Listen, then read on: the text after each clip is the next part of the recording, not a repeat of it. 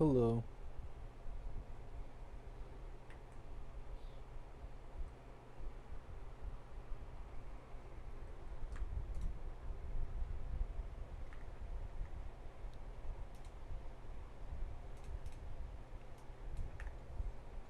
I'm sorry about yesterday. Just don't repeat it anymore. I don't have like a hatred for you personally, but it's just that specific way of acting. So, if you just have normal conversations, you won't have any problems here, man or woman.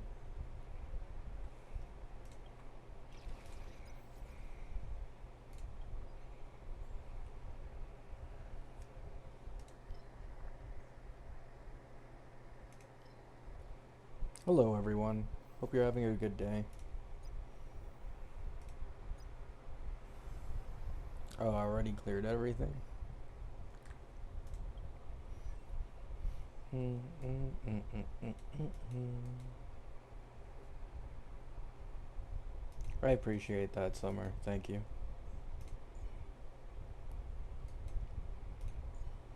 I feel like I wasted money on Emblade on this account. I'm not gonna lie.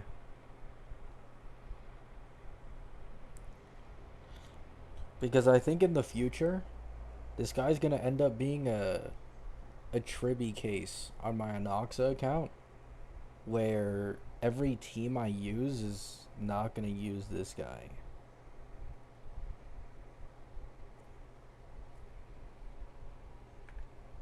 I thought you banned me yesterday? No.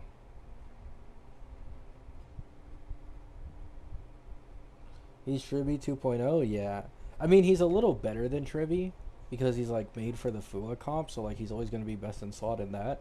But this account isn't pulling the Fua comp, so it's like by the end of this version, I don't think it. Okay, this is all assuming, Sunday Nova goes in the Saber Gilga team. I think it's likely, but at the end of the day, I'm not omnipotent, you know? So, like, if I'm wrong, then at least I get some use out of the Emblade, but if I'm right, Emblade isn't going to be on any of my accounts or any of my teams in the future for this account. It might have been a waste.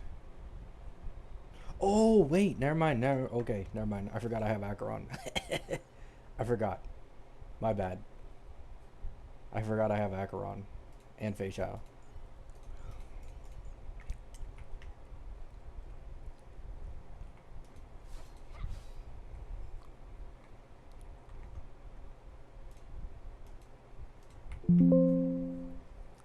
Hello, Solus. Wait, actually, let me. Yeah, like about there.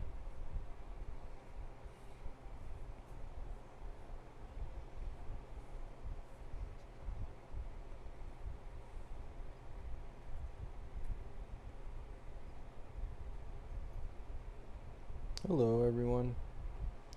Ro forgot Acheron. I forgot that. It's because I'm used to playing on accounts that have like 2 or 3 teams only, but they're all highly vertically invested in. This one has like a bajillion teams, so I forget it has that much variety.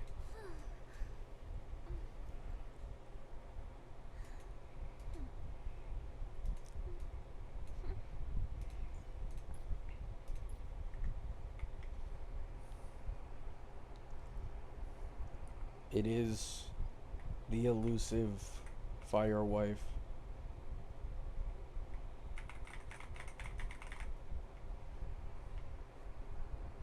I played on this account before. True.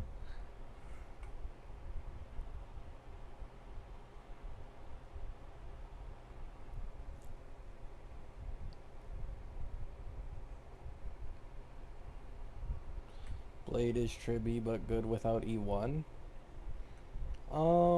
I mean, Tribby was also really good without E1 on release, is the thing. People just called Tribby E1 washed because of, like, well, Emblade and Nova Welt, which is technically version 4 characters. I wouldn't be surprised if people look back and call Emblade washed in comparison to the new version 5 supports, you know? I can definitely see that happening. Where would you rank the Gilgamesh Saber team overall? Um, I think they're a top 10 team in the game if your goal is zero cycles, like a lot of people care about.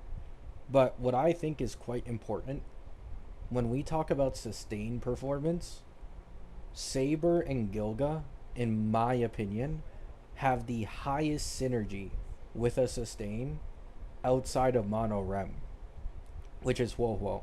Because Huo Huo ult double dips into giving more energy than usual for both Gilgamesh's ultimate and as well as Saber's ultimate.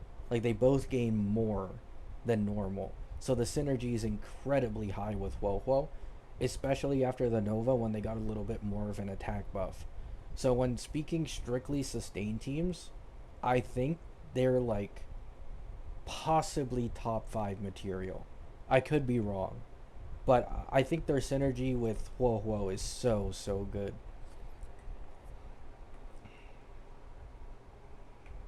It's really underestimated.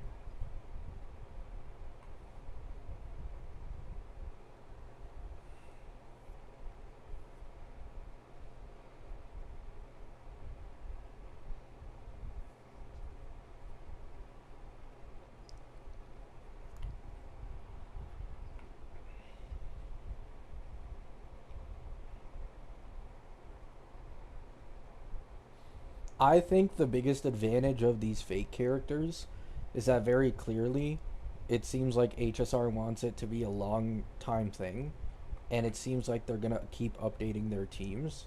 So, if by the time part 3 comes around, there's confirmation that the new fake characters are either supports or sustains for Archer or Saber teams, I think the Fate teams have like almost as much special treatment as main push teams, in my opinion, right?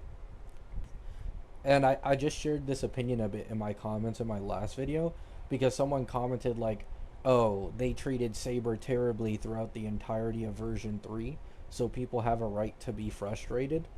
But like when you really think about it, Huohuo's given for free. Gilgamesh is given for free. Archer is given for free. These guys not only have some of the most accessible teams in the game, but they get constant free copies every single year. And on top of this, they're also like near the top of the meta, even if they aren't at the top. And they keep getting free upgrades like every time. There is like a multitude of original HSR characters that don't get this special treatment that the fake characters do. In my opinion, they're only below the main pushes.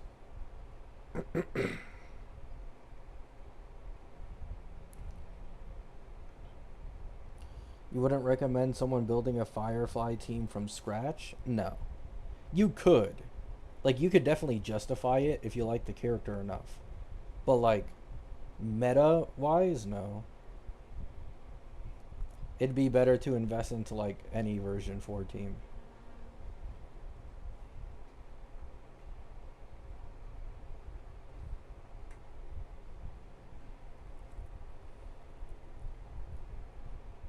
Good luck, Solus.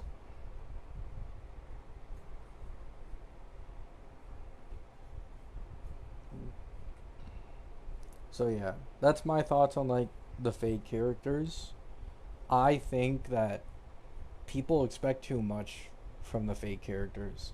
They don't need to be absolute peak of T0 year round to be valuable. And I think the complaining over them is kind of like just overdone.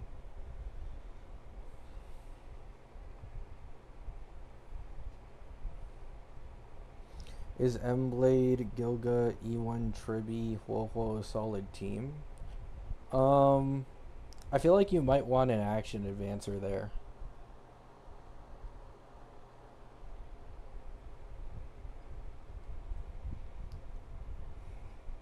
I could be wrong, but I feel like you'd want an action advancer there.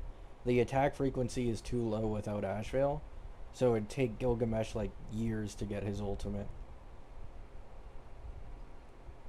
No, you can run Gilga. You can run Gilga without Ash Veil so long as you have Emblade. I've seen like multiple hyper carry clears, and it comes close to the Ash Veil comp. But all these hyper carry clears are done with an action advancer, like RMC, for example. They like hard butchered his performance in Ashblade, unfortunately, with the action advance to speed stacks change. That was the biggest nerf. In fact, I think that's like, to be honest, their most targeted nerf was his performance in Ashblade teams being so good.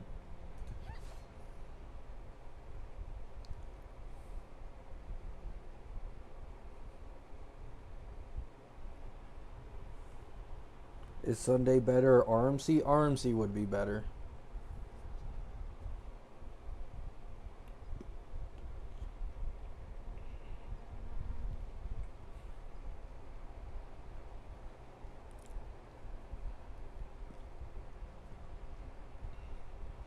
Could you see a 4-point-X sustain being better than Donhung PT for Archer slash Rin teams?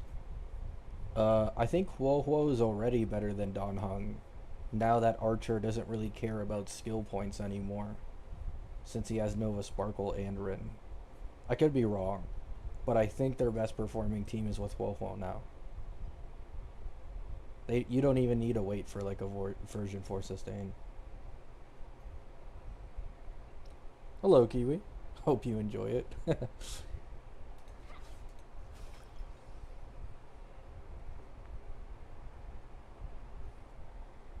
Isn't Lingshaw better than Gilga on a Ashblade team? Possibly. Maybe.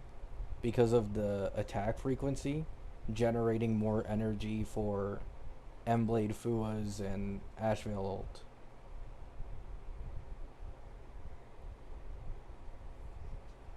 Oh yeah, Solus. I put my Archer team on the back burner so I could just fully grind for my Anoxa.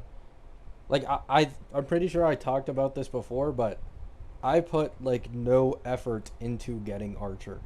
I just got him for free and made him a second team so that I had another team I could clear endgame with and get more pulls for Anox's team. I was very lazy when it came to Archer farming.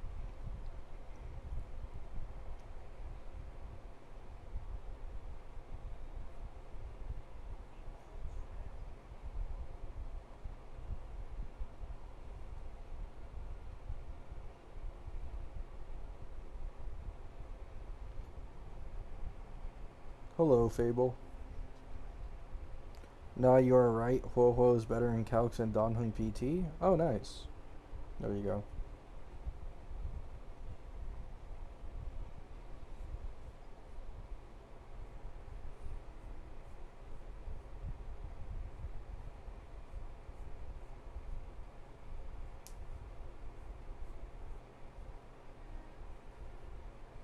They take way too much damage.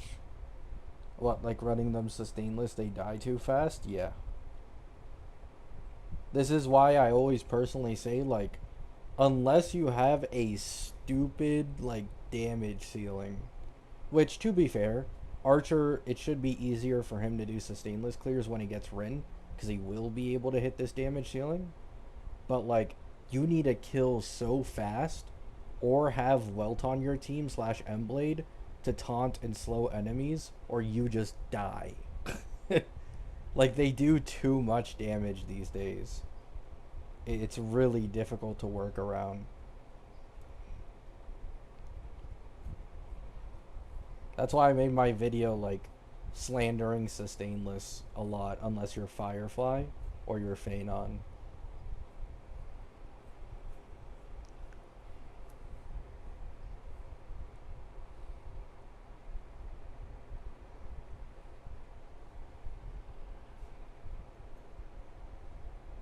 Sakura and Lancer next year. I really feel like Lancer is just never gonna be playable. His model is so trash. But Sakura was already leaked by Anon, I'm pretty sure. So that one's highly likely. It's just the second one who's up in the air.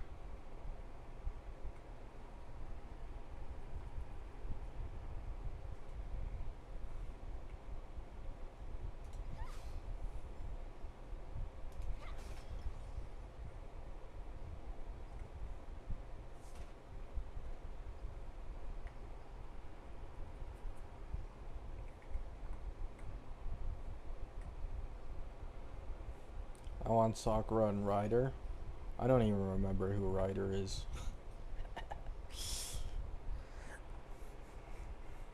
They should stop with Fate collab. Eh, eh. I can get where you're getting at. It would be nice to not get the same Fate collab 3 to 4 years in a row, and instead get collabs from other series, because that switches things up a bit. But the way they're doing the current Fate collab is technically like the best treatment they could possibly give towards the fans of these collab characters. Like, they're keeping these characters relevant for years. The banners are infinite, and their teams are cheap with free copies every year as well. But yeah, I get where you're coming from.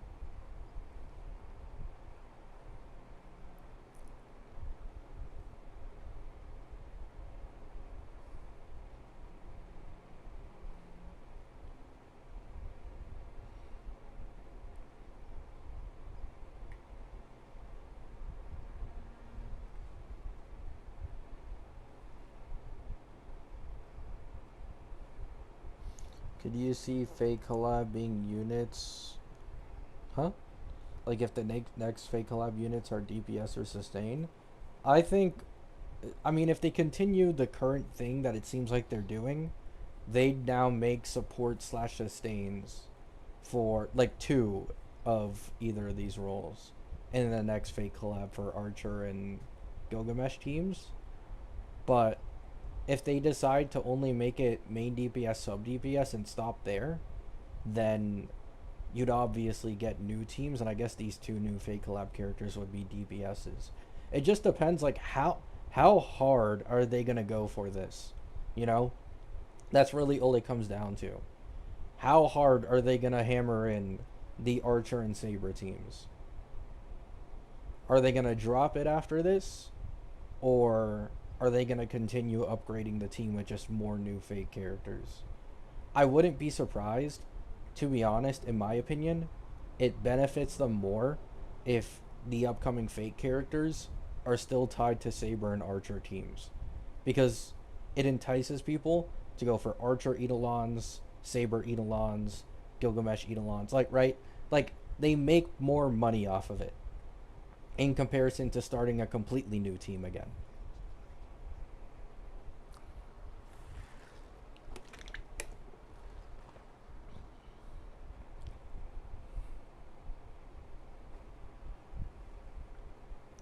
Archer Eidolons are trash. I don't disagree, but like, let's say you got Archer E1 for free because you didn't choose Gilgamesh this time around. Archer's E2 at least has more use than Archer's E1, and it could be something to look forward to. And for example, like, Rin has a very potent E2 for Archer's team. She has a very potent light cone. Gilgamesh has a potent E1. Like, there's a little bit of vertical investments on this team, like, entire team wide, that can make it at least better, you know? And people might be enticed by that. Milk or root beer? Milk. I hate root beer. Root beer tastes trash.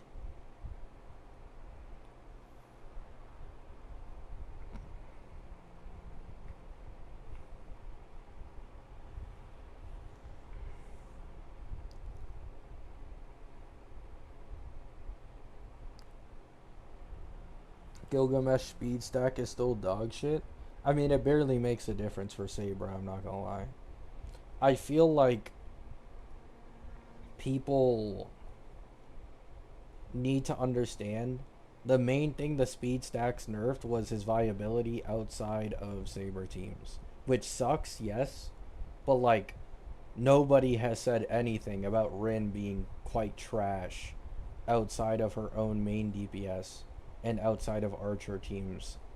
It's just like a Gilga thing that people are focusing on. They mainly just did it to butcher the Fua comp synergy. On a Saber team, it barely mattered, and he's still amazing for Saber. Is Gilga useless without Saber? He's not useless considering you can get him for free, but he is not ideal without Saber, is what I'd say. He's not ideal.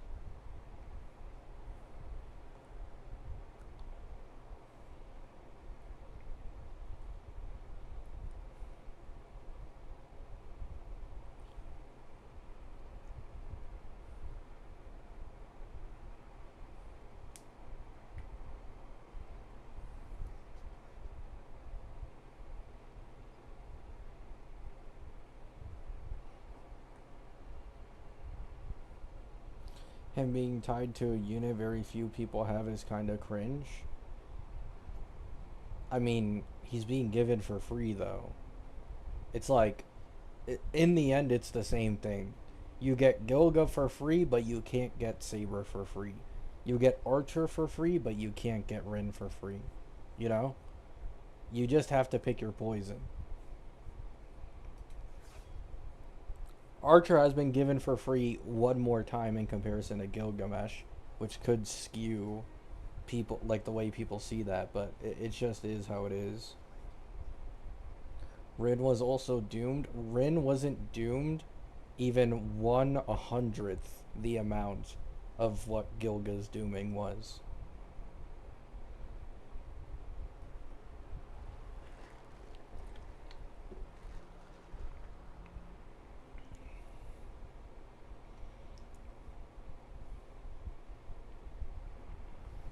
Rin was called an E2S1 Robin side grade.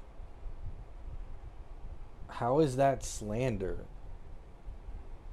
Brother, E2S1 Robin versus E0S0 Rin, and I bet you the Rin is still at least slightly better. In what world is that like even any type of slander? I don't know what Archer like. Would Archer mains be expecting the same jump that Gilga gives to Saber for Archer? Like, are they nuts? Respectfully, Archer was never gonna get a Gilga equivalent. He's way too strong because he has Nova Sparkle as well.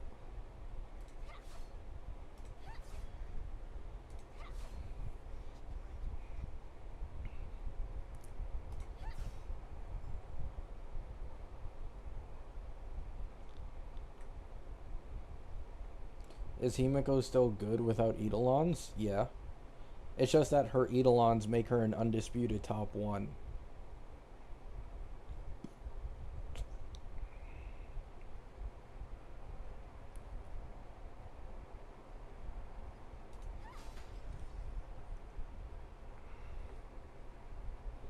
Hoyo regrets making RMC.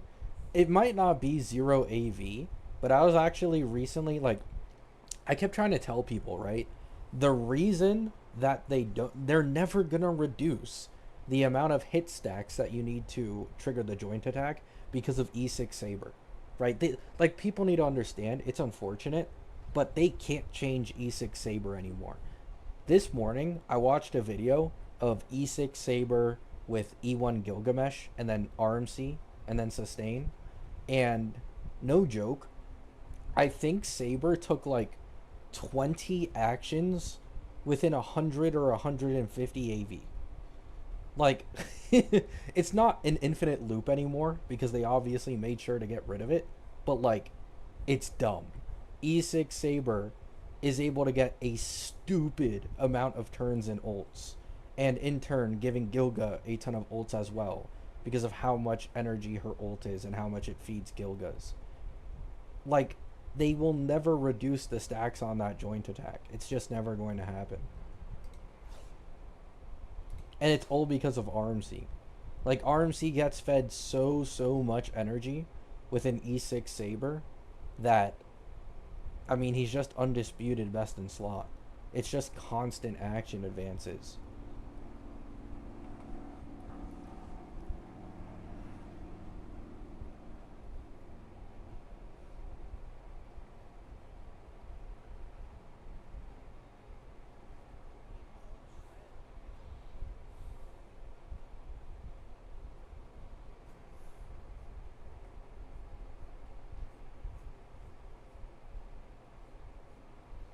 E6. I mean, that's just how it is. There's nothing you can do about it.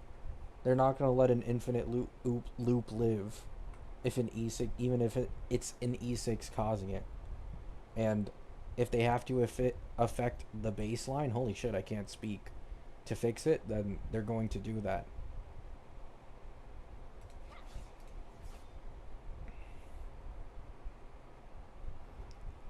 Do you think Saridra was worth doom posting? Hell yeah. The fuck? Brother, if Sunday gets Nova'd and that E1 gets fixed and it works normally, respectfully, on Phenon sustain teams, the guy might just run Sunday and Nova Sparkle at this point for his best. Now, yes, it's Phenon sustain team. I get it, right? It's fucking dog shit. But the point stands. Saridra isn't best in slot enough to keep her safe from generalist support power creep. This was always my main complaint ever since her beta. Every single beta, I said it. If generalist supports, like Nova Sparkle, come out more, it's over.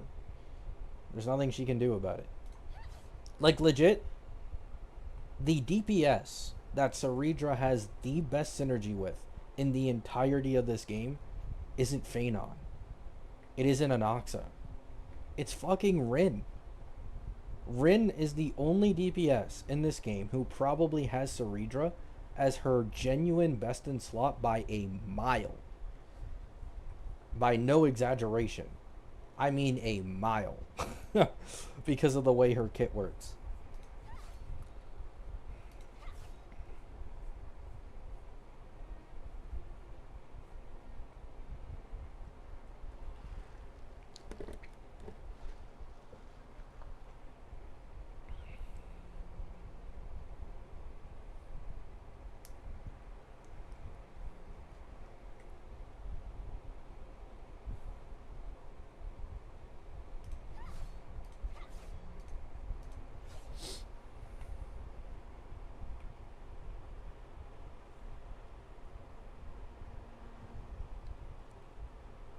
I don't understand why her ult deals damage. They were trying to purposely brick how good her synergy is with Phenon. That's just how it goes. They wanted to give Monorem the main spotlight as a team for version 3. So they refused to give Phenon an incredibly good best in slot support like Cassie got.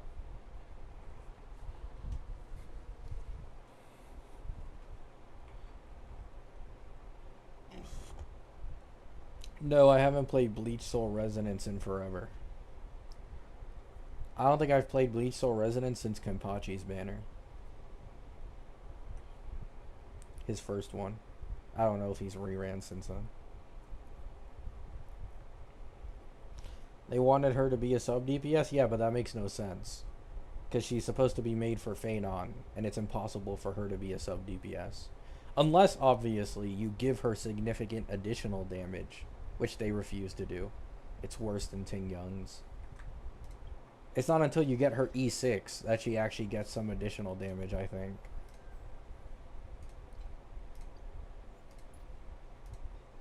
Yeah. The additional damage increases by 300% when you get her E6.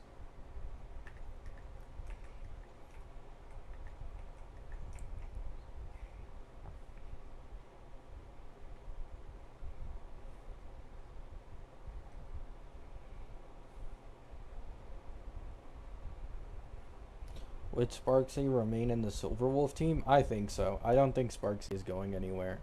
Sparksy's getting a lot of slander, but like, I really just don't think she's all that bad. She's not great, right? She's not the most optimal investment for Silverwolf's team because Silverwolf has a good E2 and S1, and then she also has Yao Guang and Yao Guang's E1. Like, those are usually the more optimal investments to make before even thinking about going for Sparksy. But I feel like a lot of people are trying to judge a character's value in a team that isn't finished yet, which I personally think is a little bit dumb. Because, for example, if you look at Cyrene and Cassie teams, if you don't include Evernight in Cassie's team with Cyrene's value drops off significantly more. Right. Like, it's that specific synergy between Evernight and Cyrene that's incredibly good that makes it what it is. So I can easily see a situation where Sparksy's value just increases when the team gets Pearl. I don't know how, but I find it decently likely. And then at vertical, like, Sparksy has a perfect E1 and E2 for Silverwolf's team. Many people are going to say it's too expensive. I get it, right? You're going to want to prioritize Silverwolf's E2 to begin with, anyways. So then also getting Sparksy's E2, it's pretty unrealistic. But the point stands. The team is being built very similarly to Mono Rem, where, sure, at a baseline, they aren't the strongest team in the game. They aren't getting the best and lowest cost zero cycles. But the more you put in, the more you get out of it. And the further and further it runs away in terms of being the top performer.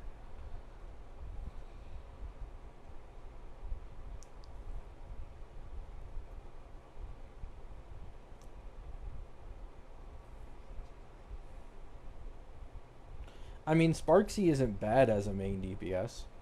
It's not surprising that you can clear with her. I think Sparksy is still in like top 10 of the DPSs in this game in terms of clears. And she's supposed to be like a sub DPS, you know? And she doesn't have Pearl yet. She's not bad at all.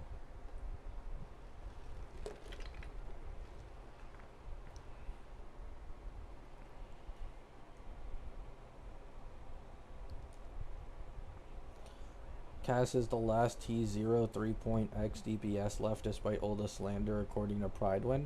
Yeah, but that's because Cass has the easiest to maneuver team in the entirety of the game. I have absolutely no slander towards Mono Rem, right? Outside of how fucking expensive it is for it to be deserving this much glaze. Like, I do think Mono Rem is highly overrated, but overrated doesn't mean bad at all, right? But what makes Mono Rem one of the best clearers for the casual audience is the fact that you can put it on auto and there's nearly no difference, right? Like, if you have the full Mono Rem team, sure, you can use certain ults at more opportune times and get more out of it, but they are like one of the best performing teams auto wise in comparison to others where playing auto can be like catastrophic in terms of good performance.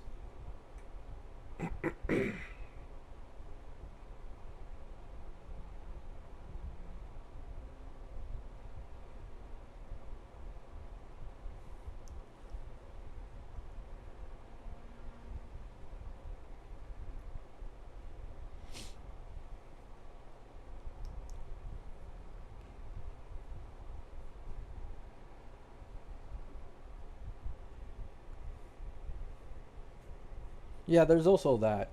Pridewin does most of their rankings based off of no Eidolon investment, and there's a multitude of Ampho characters that prefer Eidolon investment over Lytcone investment, right? Like Dot, Phanon, Aglaya, not Anoxa. Anoxa does benefit more from just more E0 teammates and Lycones than Eidolons for the most part. Um, yeah.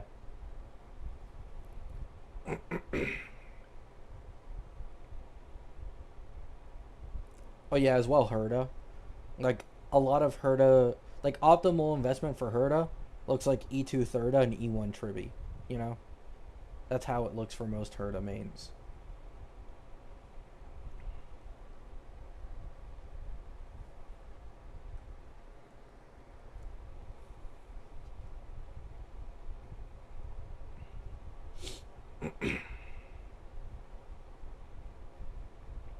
Sparksy top 10, she's worse than Acheron. That's not even a slander though. Like, Acheron just got M-Blade. Like, to be honest, 99% of the best teams these days just use M-Blade. That's just how it goes.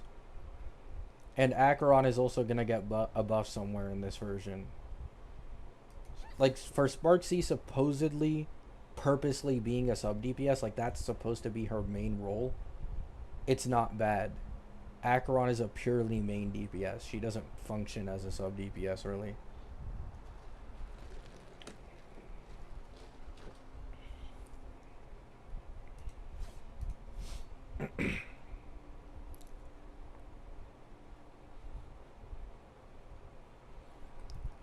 I just got calculator trying to S3 cart.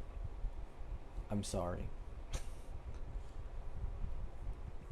Aggron is a 2.x DPS? Yeah, who just got her Dahlia equivalent. What's the point? Like Firefly, I'm pretty sure is in the top 5 of DPS is currently clearing. Because she got Dahlia and she got her own Nova. Like, it's just not as... You guys need to understand. Like, Sparksy, she's a Elation sub DPS. You know? Like, that's who she is.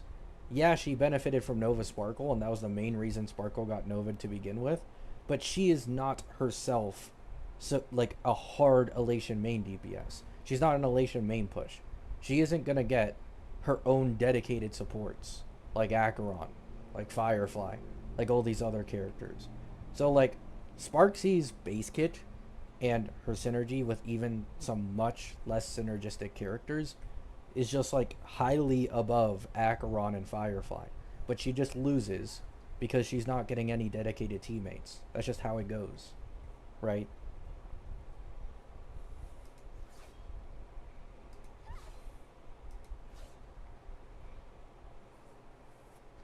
Like, it's just completely... Like, you guys are bringing up Acheron. You wouldn't have brought up Acheron in the slightest pre-Emblade. Acheron probably wasn't even in the top 20 pre-Emblade. Shit was rough. Emblade's doing a lot of the heavy lifting there. You give Sparksy an Emblade equivalent, she's probably top 1. Not gonna lie. You know?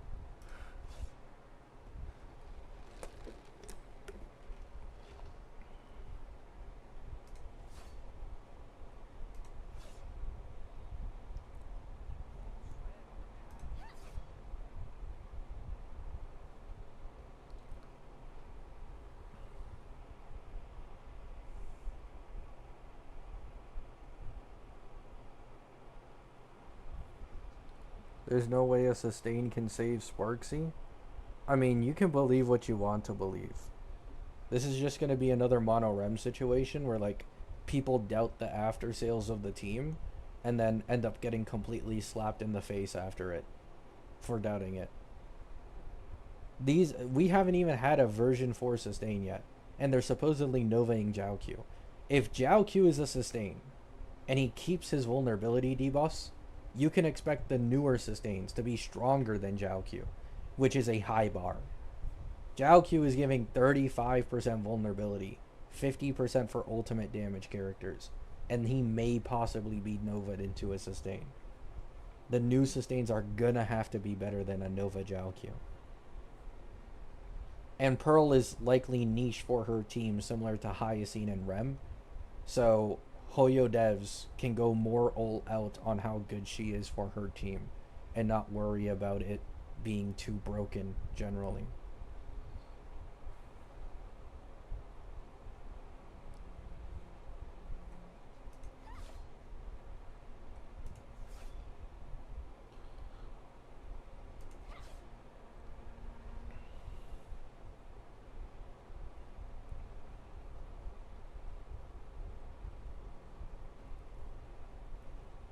Yeah, exactly.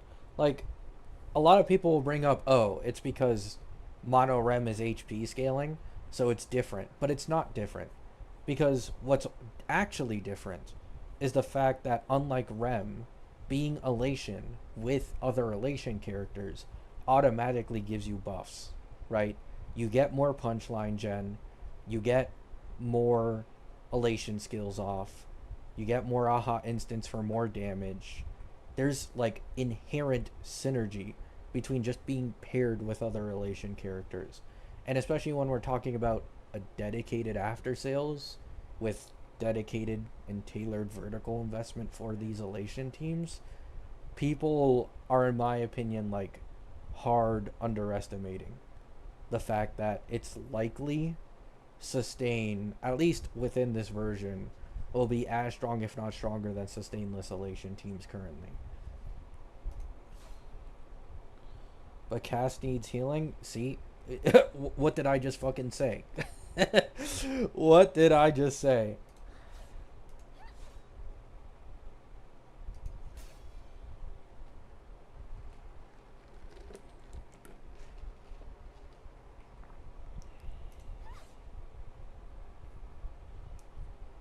Is Jingron's best in slot? There's no way to know until he's out.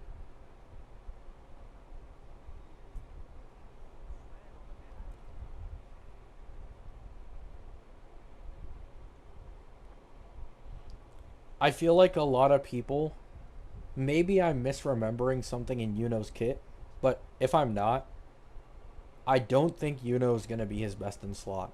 And even if she's his best in slot, quote unquote, temporarily, I imagine Lene Mornai wheelchair might be able to be competitive anyways. Because that's exactly how it is for Augusta. Despite Augusta being the only DPS who can take like absolutely full advantage of the shield gimmick that gives her more heavy amp in comparison to other characters for even then, the Lene Mornai comp, I remember correctly, does like the same damage as the SK comp for Augusta as well.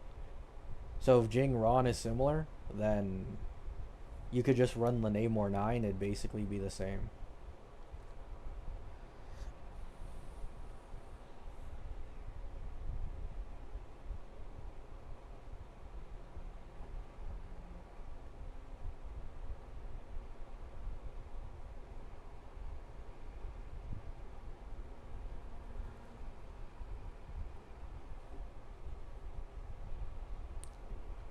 Yeah, is a worse buffer than Mortefi without DPSs who can take advantage of her extra heavy amp.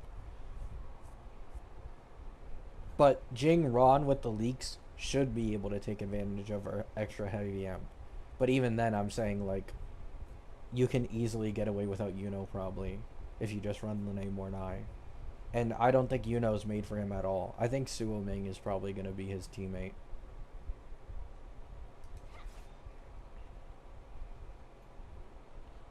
Buff shield characters as much as Kyuan for Echo. It just doesn't matter, man. We've already been through this. Augusta Lene Mornai. Augusta, a character who gets the extra heavy amp from Like, it does the same damage as the SK variant. And that's a character who takes full advantage of Yuno's buffs.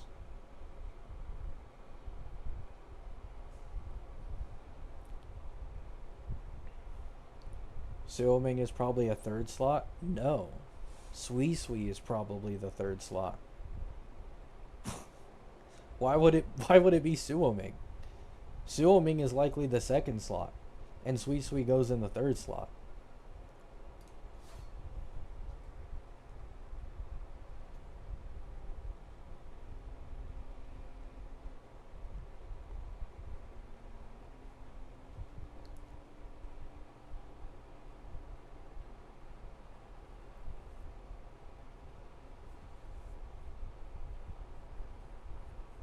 Sui Sui for a heavy character? Sui Sui has some like generalist buffs, and some for negative status as well. She probably fits in what's it called team? I don't remember her name. Hsin. I remember seeing a post that was like she has some of the best generalist buffs in the game for her third slot.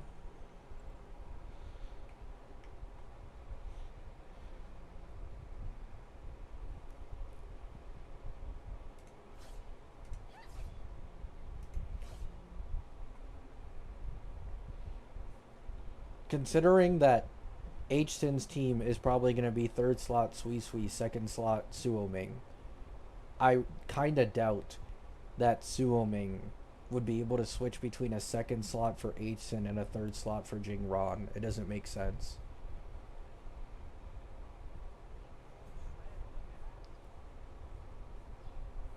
I really just, though, Summer, I just don't see it, man. Like, has Wuwa made a 1 year old character best in slot with a new DPS's full team a year later? Ever? Like, has that ever been a thing? I don't think so. Maybe temporarily on launch until the team finally got its actual pieces. And then that just faded away. Lupa with Amy? That's not Amy's best team, though. Which is kind of my point.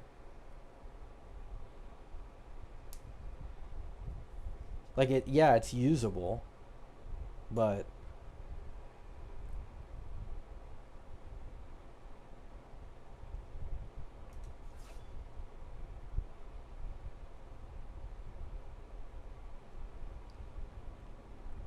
Chisa is still best in slot for Amy. Brother, that's not a 1 year difference. Chisa and Amy are like 3 patches apart. Yuno released in 2.6. Jingron is releasing in second half of 3.6.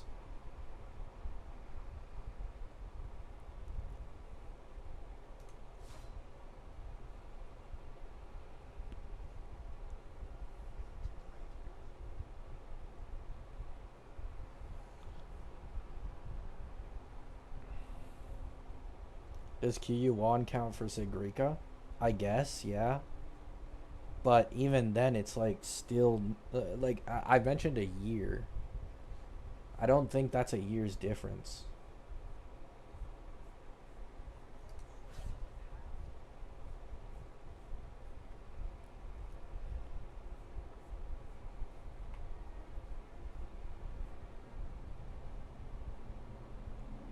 Chisa with Yang Yang is best in slot by 25%. Yeah, but like Chisa is made for this team. Like Chisa is made for a majority of negative status characters. Like, and I'm pretty sure Yang Yang SP is Havoc, so she takes even better advantage with Chisa because they're both Havoc. Like that's obvious. That's like kind of intended, you know.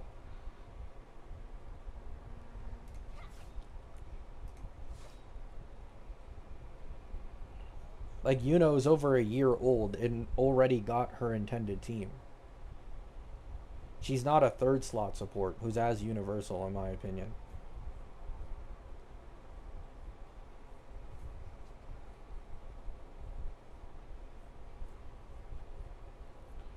Chikona and Sigrika? Yeah, but that's like it works. But I don't think it's the best team unless it's like a sustainless thing. Maybe if it's sustainless with her weapon because of her weapon's arrow res down. I don't know. I don't look at Sigrika that much, but I feel like it might be a little bit of a fishy team. And then again, sustain issues and Wuwa I guess aren't as big of a deal since you can just dodge and parry. So maybe I'm just like thinking of it too much in HSR terms.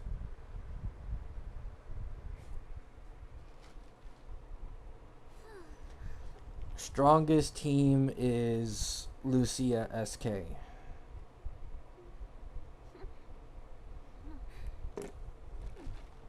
Tough. I didn't even realize Lucia also went in this one.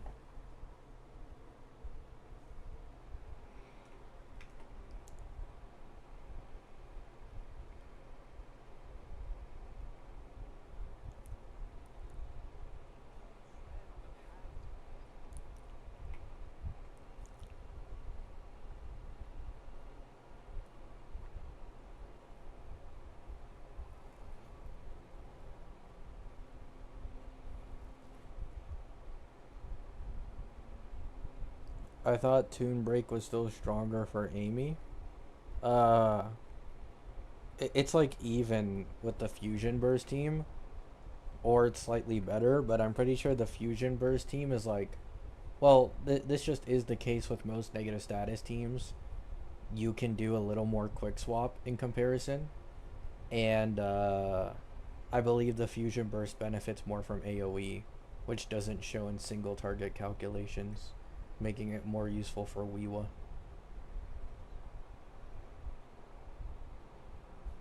Who do you reckon is going to be the first 3 mil DPR?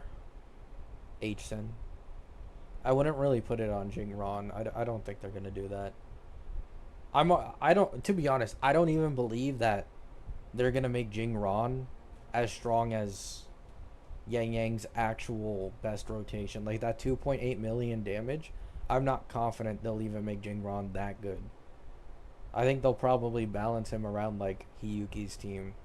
So like 2.5.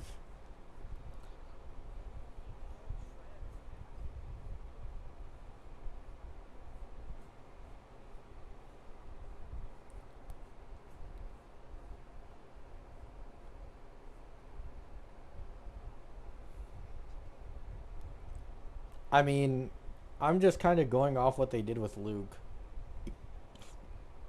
They made sure to not make Luke stronger than Ameth. So I'd assume they do the exact same thing here. They won't make Jing Ron stronger than Yang Yang.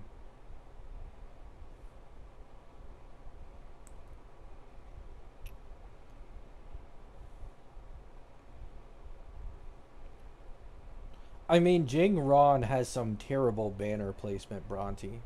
He's gonna have terrible sales. He's 3.6 second half, which is the banner right before H Sin and Suoming. So he's like fucked no matter what in terms of sales.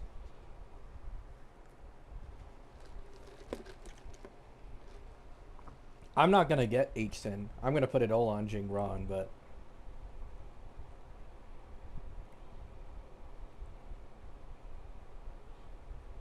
Suoming is not that popular. The point is that they're probably going to use Suoming as a best in slot support for H-Sin, which in turn will make her popular. It's the same thing with Chacona and Cart. Everybody was talking about how they didn't care about Chacona and how if they could just get S3 Cart and ignore Chacona. And then over time, people warmed up and Kuro made more money off of Chacona just because she was best in slot for Cart.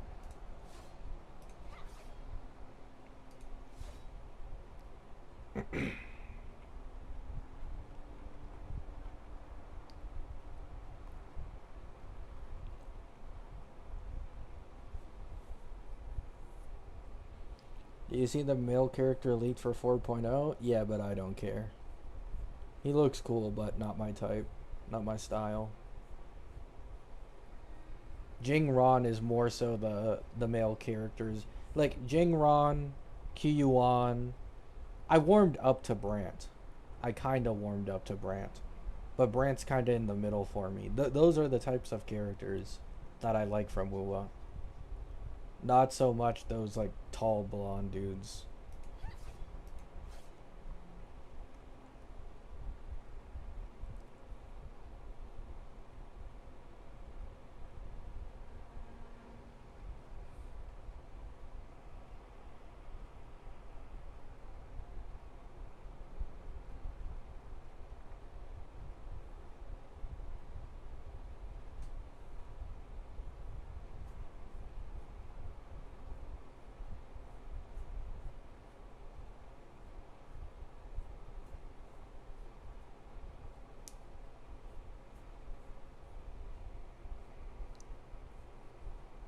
I have 340 polls.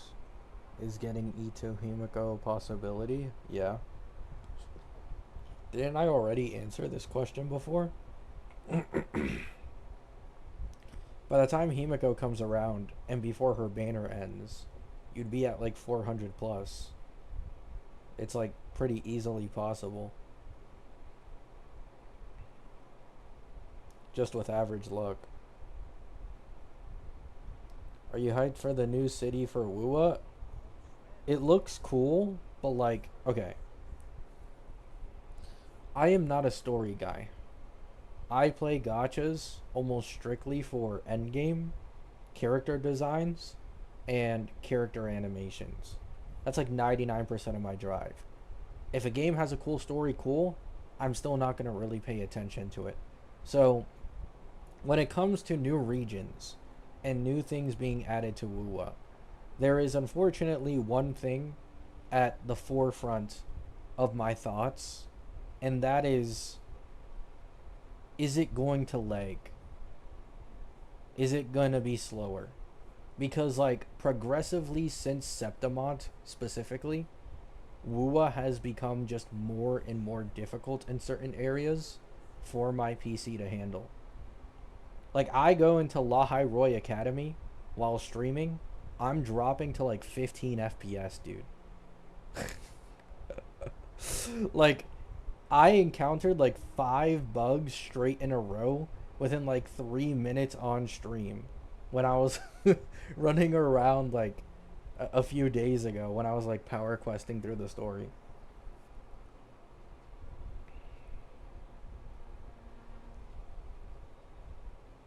I did see that Wuwa is supposedly optimizing storage space a little better for PC, and that now apparently the game may be able to go down to like 80 gigs.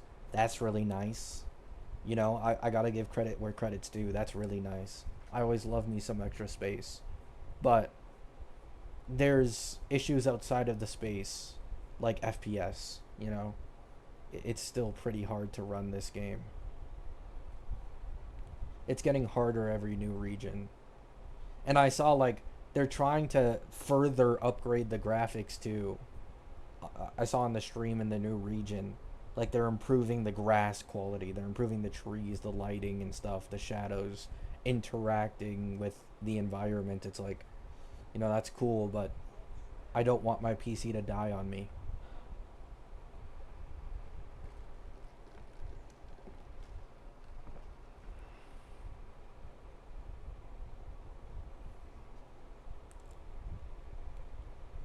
That's literally my only gripe that I have with Wuwa is usually the storage space and the lag.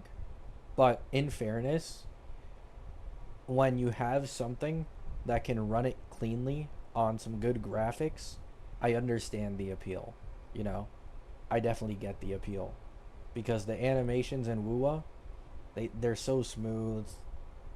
They're really nice. I'm not gonna lie. You know, I see it.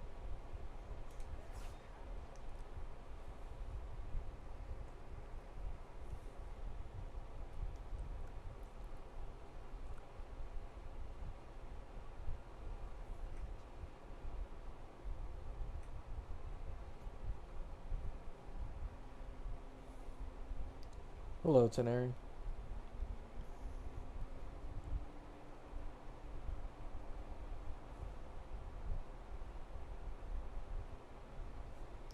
Frame gen killed the optimization in the gaming industry. Yeah, I don't like how frame gen has been made kind of a norm as a like a cop out for a lot of game devs to just be sloppy with their optimization. Like you can just put out a half-assed product in terms of optimization and then be like, "Oh, just turn on fucking frame gen or turn on DLSS for Nvidia." And like now it runs a smooth 60. Cuz like it might not be as noticeable to people playing more casually, but like I notice the frame gen kind of disrupting the graphic quality, you know? Like sometimes when Wuwa characters blink their eyes, you can see it like blurs in and out because the frame gen doesn't fully understand what it is it's supposed to process for the Wuwa eyes. And the same thing happens with incredibly fast-paced sequences. What is frame gen? Let's say you have 30 FPS without frame gen, and you turn on frame gen, and now you're getting 60 FPS. What they're doing is they are making a fake frame, right? An AI generated frame using your previous real frame as a reference, right? So it does technically double your FPS and the smoothness. However, the graphic quality and the accuracy is off. Now they've improved like mountains since its original release. So a lot of people may not even really notice it anymore unless they're putting on some hardcore frame gen where they're like trying to fucking quadruple their FPS or something. But like you can still notice it, you know? You can still notice it in a lot of areas where it just doesn't make sense sometimes and it fucks up.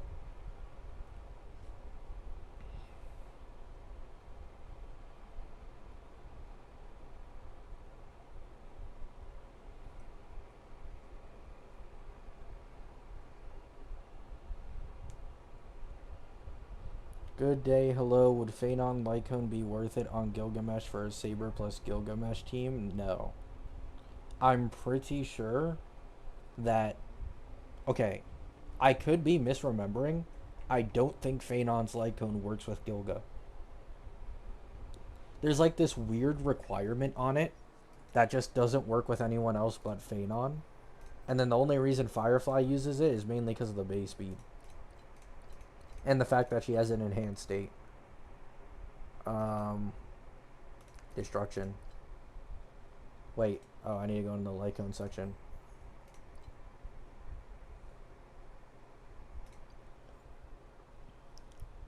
After the wearer uses ultimate, gains Blazing Sun, which is removed at the start of the turn. Yeah. So, like, I believe the way this works because of the wording, it's only after Gilgamesh uses his ultimate that he gets this buff. And then the second he takes a turn, this buff just straight up disappears. So the only thing you get is the defense ignore and the base speed increase. That's literally all you get. But this like damage, but this is useless. So could it be worth it? Maybe, but it's kind of expensive. And I imagine because you're not able to take advantage of this part over here, you can easily get away with something a bit cheaper.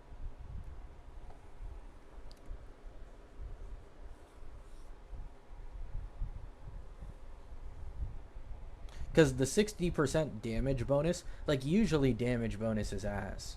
But like 60% is a hefty amount. This is holding a lot of weight on the Lycone. Doesn't Gil want speed? Gil doesn't struggle with speed in the slightest, is the thing. Like, yes, base speed increase. This means the 10% stacks. Now add more. But, like, Gilga already consistently hits, like, 300 speed. By the time he's at 200 to 300 speed decently often.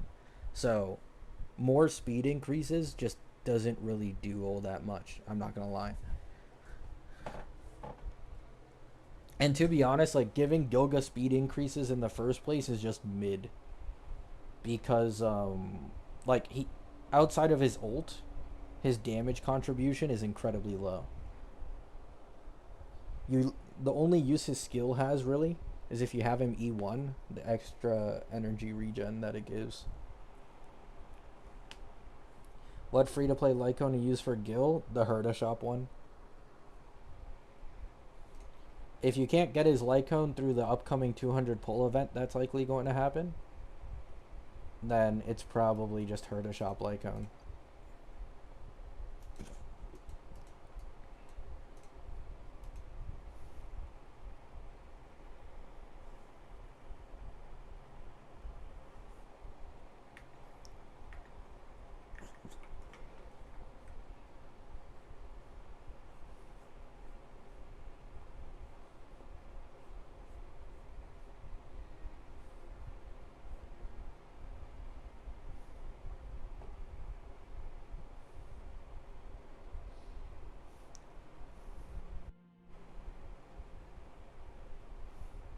When will Black Swan rerun? No clue. I think they're currently in the... I mean, they reran Black Swan in 4.0, no? I don't see Black Swan getting reran anytime soon. She's too old of a character who has been run too many times. They'd much rather prioritize newer characters in their reruns.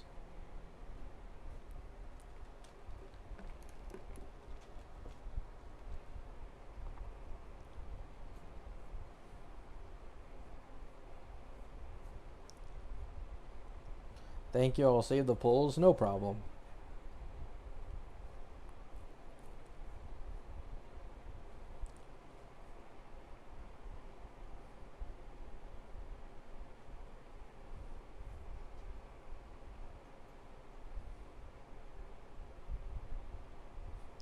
They should have made Black Swan free somehow. I mean, technically, you can replace Black Swan on the Heisland's Kafka team with Cyrene, and it's like close enough in my opinion. It's just that Cyrene has worse early vertical investment, and I mean a lot of people are using Cyrene on other teams, which can cause problems with overlap. So that's why, this technical right now Cyrene rerun, Hoyo sees this as basically releasing a Black Swan equivalent for Heisland's teams.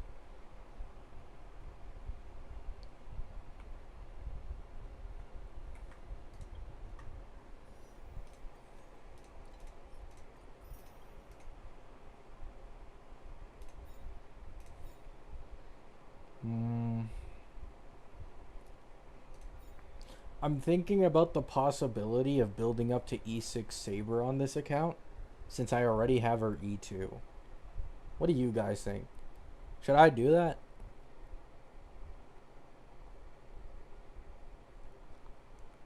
Because this account isn't pulling anyone until Acheron buff, which is like so far away.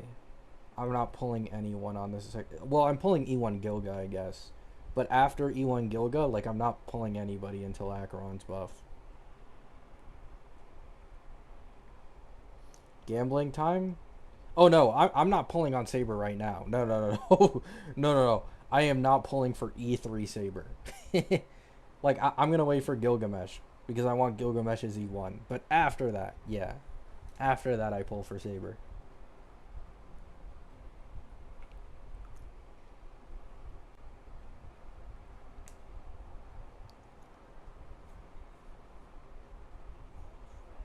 Does Gilga even do anything for her E6 now? Yes.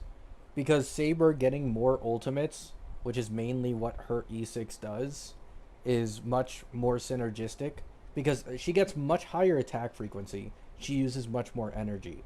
So this triggers more joint attacks and this triggers a lot more RMC action advances, right?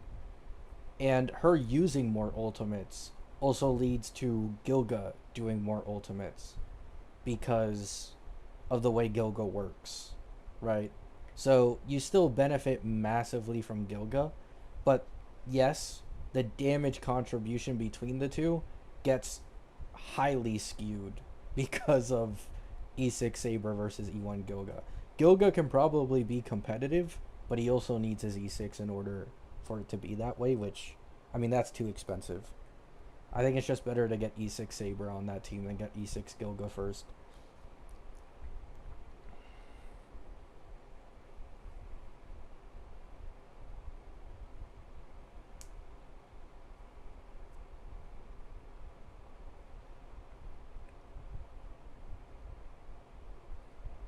Isn't he kind of awkward with the 200% damage increase after the follow up?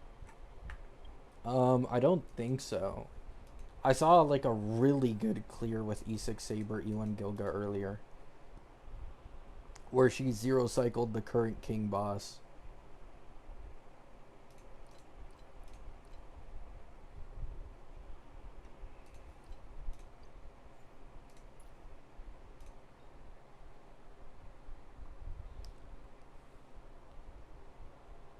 Uh,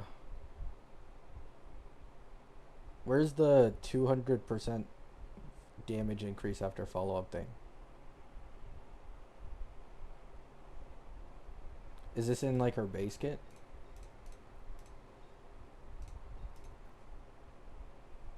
I meant on Gilga follow up.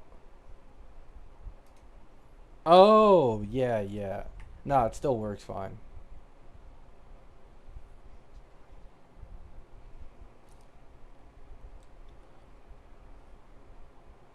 Yeah, yeah, yeah, I know what you're talking about. But once again, because she's E6, the joint attack now triggers more often. So like she gets the 200% bonus for her ultimate damage much more often when you get her E6 with Gilga in comparison to before. So there's still like benefits. Yeah, yeah, the wording is weird, Bronte. It's just a 2x increase, I know.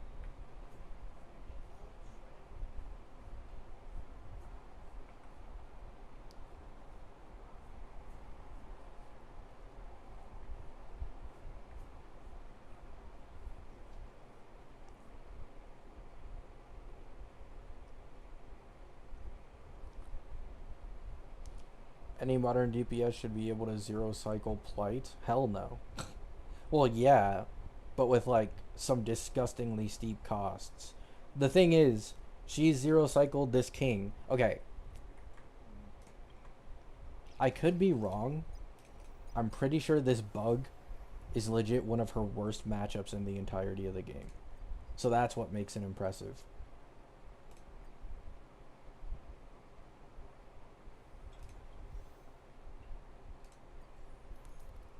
Yeah. So this bug has no lightning weak, no wind weak, constantly summons bugs, which disrupts bounce damage the most out of any other type of enemy lineups. He keeps summoning these bugs no matter what. You always have to deal with multiple targets fucking up your bounce damage. So it's pretty good. It was a 9 cost, I think, total sustain team with E1 S0 Gilga, RMC, E0 Huohuo, and then E6 Saber. That zero cycled this, which is pretty good. It's not bad.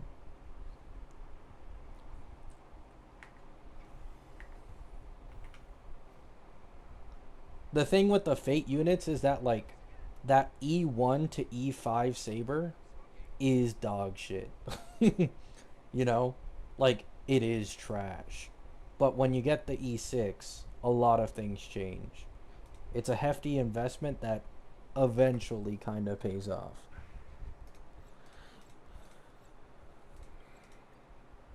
Nine cost Plight? No, not Plight. King. I'm pretty sure the only character who has like a single digit Plight zero cycle in the history of this game is Silverwolf, against that one like Elation boss that she was really shilled for.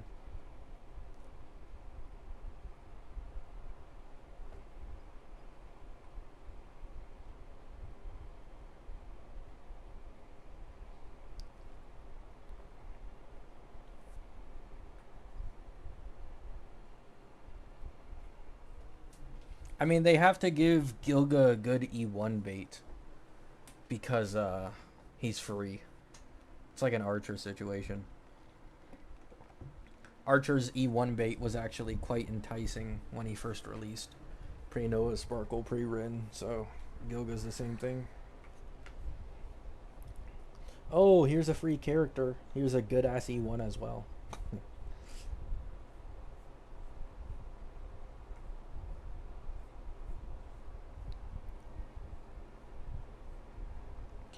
Don't you think by the time you get E6 Saber, there's going to be plenty of characters that rule the game in E1, E2 investment?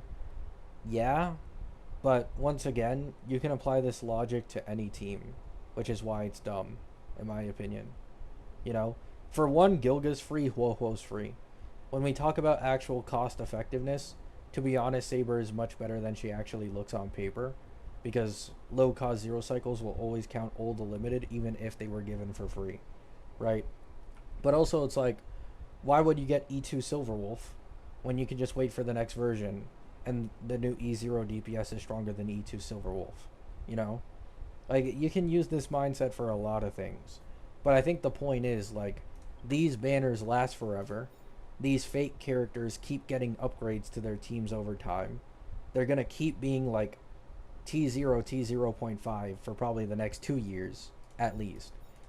You might as well, if you can afford it and you really like them. Like this account, I have E2 Firefly and Dahlia. I have Premium Dot with a couple E1s and their Lycones. I have Archer. I have E1 Silverwolf. I have Thurda. I have Acheron, and I now have Emblade. I have Fei Xiao. She'll probably get a Nova in the future. Topaz is getting a Nova soon. I also have her. Argenti's getting a Nova. I also have him. I don't need to worry about teams, you know?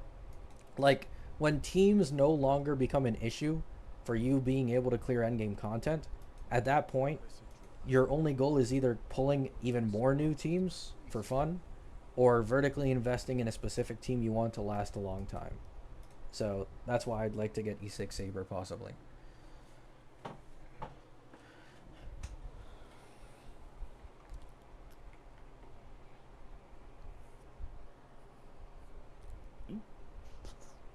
I mean, Gilga's E1 will probably actually increase in value, Bronte, if you have E1 Sunday in the future. I'd imagine. Like, if they Nova Sunday and get rid of the summon restriction, and it's just like 40% or near 40% defense shred team-wide, because defense shred scales so much more the later you get of it. Like, let's say you have... I think Saber's E2 is defense shred, no? Oh, Firefly. Like, this gives Saber 15% defense shred. She then gets 30% from Gilga. And then she gets 40% from Sunday. She's at like 85%. which is quite strong. It's not 100, but I mean, it's solid, no?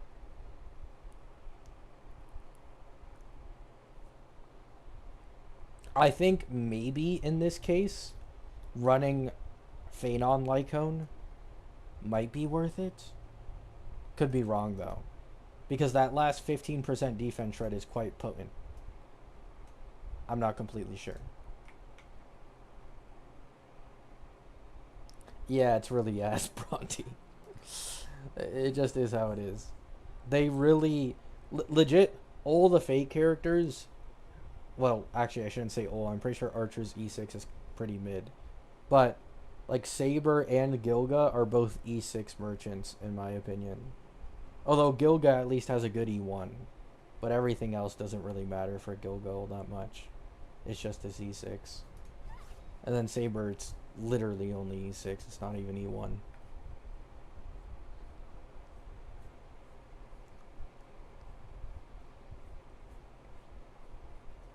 Is it just me, or I really like how the Fate banners are designed? No, I think everybody agrees with you. It's not like a hot take. Having zero FOMO on the fake character banners and knowing that they're there 24/7, even for 1, 2, 3 years, is absolutely amazing. Like, it goes against normal gacha standards of trying to inflict FOMO on you with limited time collabs.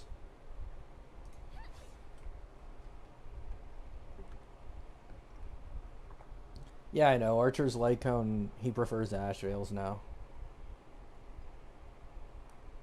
Which buff is stronger, Res Pen or Defense Ignore? Defense Ignore becomes a lot stronger the more you have of it. But baseline versus baseline, it's easily Res Pen. But Res Pen becomes weaker the more you have of it. It's the opposite of Defense Shred.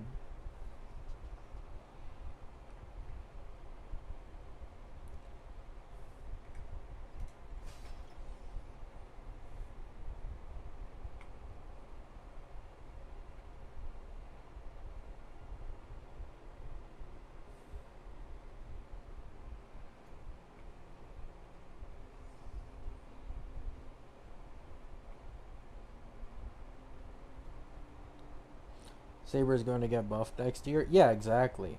That's why I recently mentioned it in my video. Like, Fate, like Saber mains, Archer mains, whatever, they'll cry about, like, oh, they don't give the fake collab characters good treatment. When I swear, they get, like, the best treatment just a tier under main push teams in this game. Because, like, brother, Thirda is in a much worse place than Saber currently. You know? Like, Thirda mains can complain. A lot of 2.x and 1.x mains can complain. Dill, Jing Yuan, right? Argenti, Yun Li, so on and so on. Like, they legit get nothing. Meanwhile, even if they aren't at the peak of T0, these Fate teams are going to be getting consistent upgrades, right? So, you know you're good. Like, these Fate teams are going to just consistently get better and better over time. They're going to be T0 for basically 3 years straight, 4 years straight. And then on top of this, you get a free copy for a character on either team every single year as well when they add new characters. Like, in the future, someone could get E1 Gilga for free, right, by the third Fate collab. They wouldn't have even needed to spend anything for Gilga.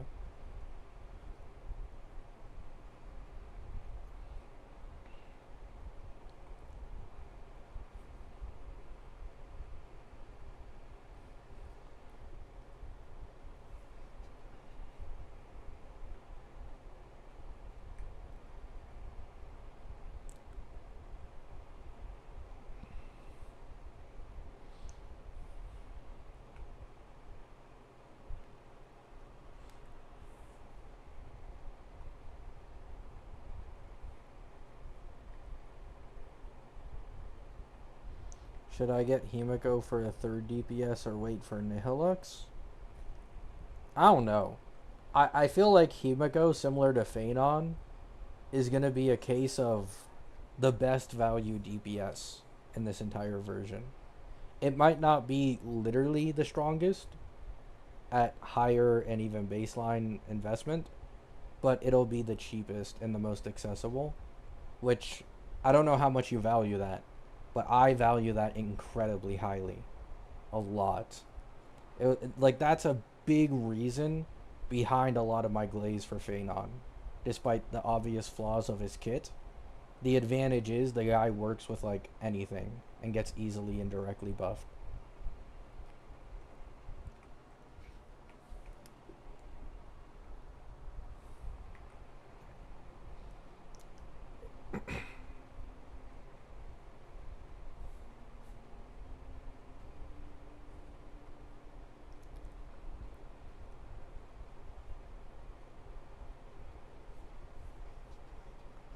What do you think would be the best investment for a 6 cost archer team?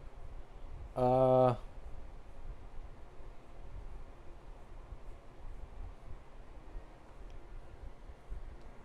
hmm.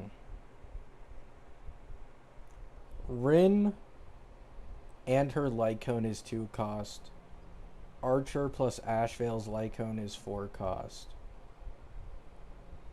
I go overboard. Okay. E2 S0 Sparkle, E0 S1 Rin, and then Archer with a free to play Lycone. I think would probably be the most optimal investment.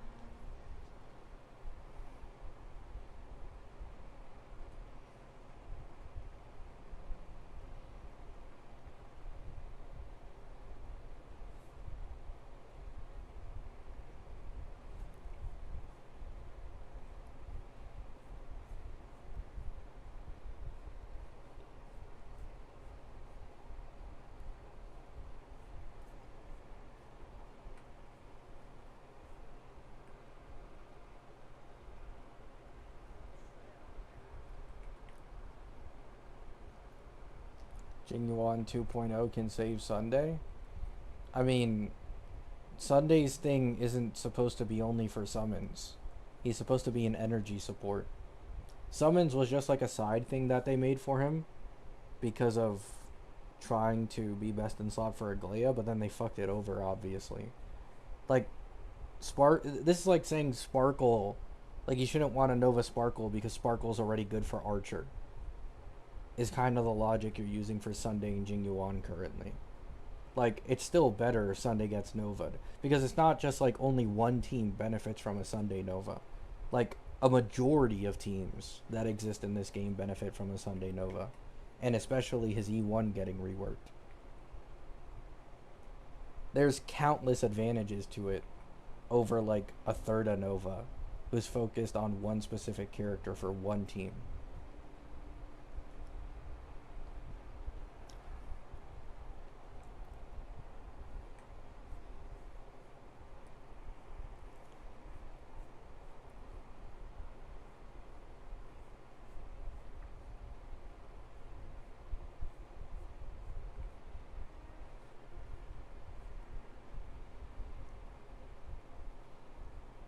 Blade got me my first Herda 40k in almost a year. Nice.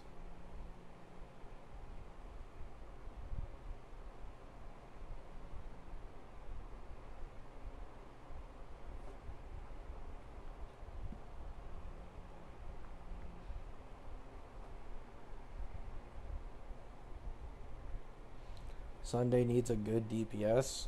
No, he just needs a Nova. There's no point in trying to brick a main DPS's kit to make sure that their most synergistic teammate is Sunday over every other option. When you can just Nova Sunday, not brick new character kits to try and make them dedicated for him. And other teams benefit as well from, like, brother,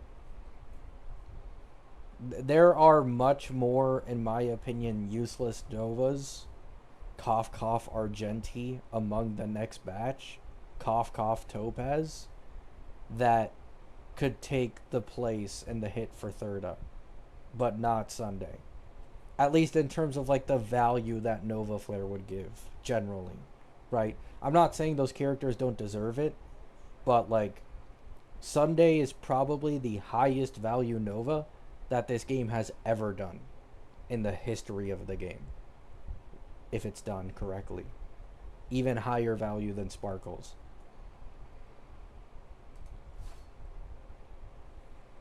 Like, there's no reason anyone should hate on Nova Sunday.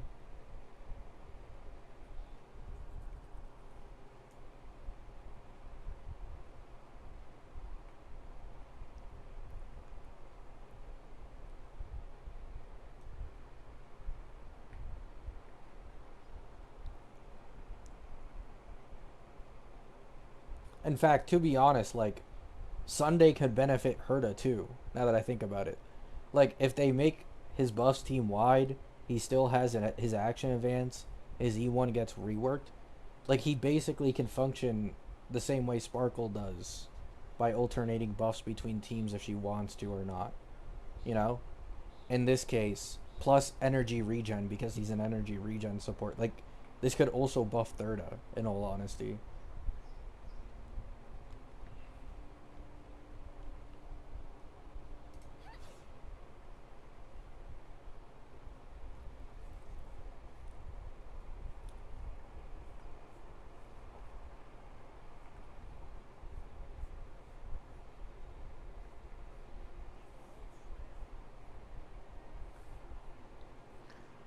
Thirda gains much more energy from fast attacking characters.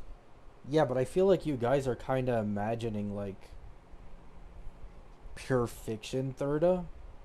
Normal MOC Thirda doesn't get like that insane amount of attack frequency.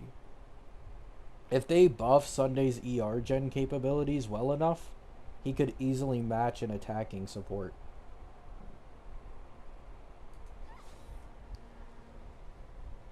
Like, it's not that outlandish. And because Sunday would be able to do it team wide, if his ult becomes team wide, that would be also useful to Thurda. Because more allies getting ults, more attacks, this also feeds her energy. She then gets her own ult, and it keeps going. And she gets the benefit of action advance. She's not a hyper carry. Brother, it's not a hyper carry if a support buffs everybody on the team. She might be the main one getting action advance. But are you going to complain about getting action advance versus no action advance? Like, it's literally only a benefit. It's not a loss. You gain more energy because of an extra Herta skill. You stack faster because of the Herta skill. Makes it easier to get her ultimate. She does more damage. Or... I don't know.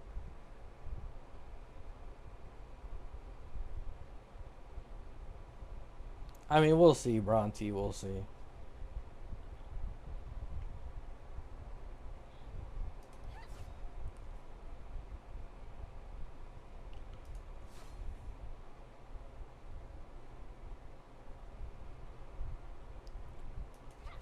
I mean, I'm just genuinely confused. Like, yeah, she might not be a hyper carry, but literally any team benefits from an action advancer. It's just a benefit.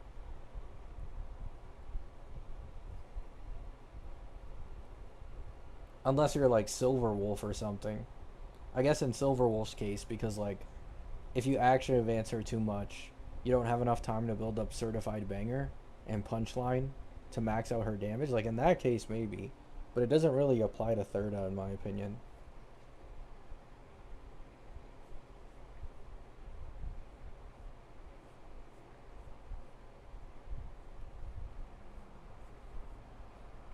Advancing two characters? I never said he'd advance two characters. But even just advancing Thurda while having his levels of buffs, while having his ER gen capabilities, and probably a reworked E1 plus obviously better buffs. Like, he'd be really good. He could easily be an indirect side grade the same way Emblade is for Thurda right now.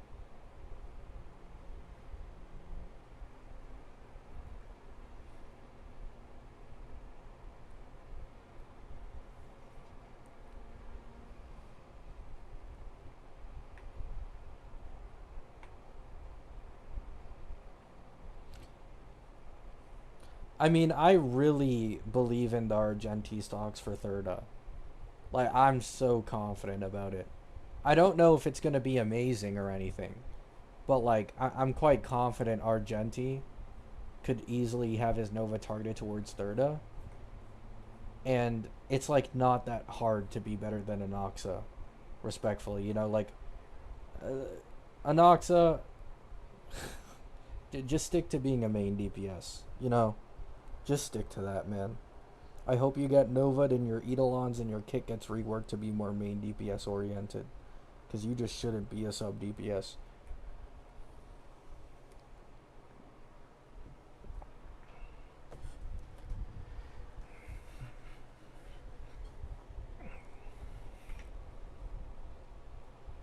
Are you ready for Phanon buffs mid 5.x? I am.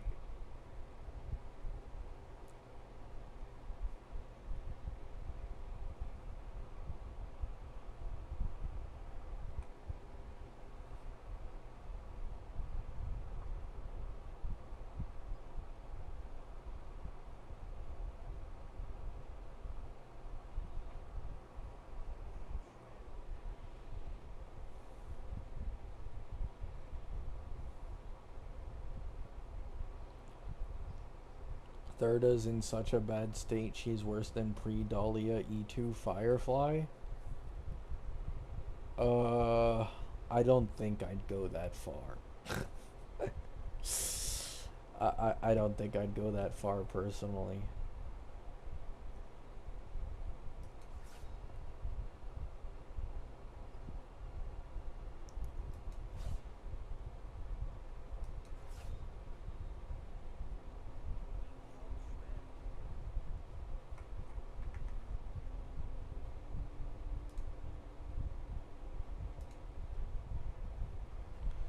Um, I mean, I can check. MOC Harbinger of Death with 20% ice resistance. This is probably legit one of her worst possible matchups. How much does she need? 6 cost. Yeah, no. This is still better, somehow.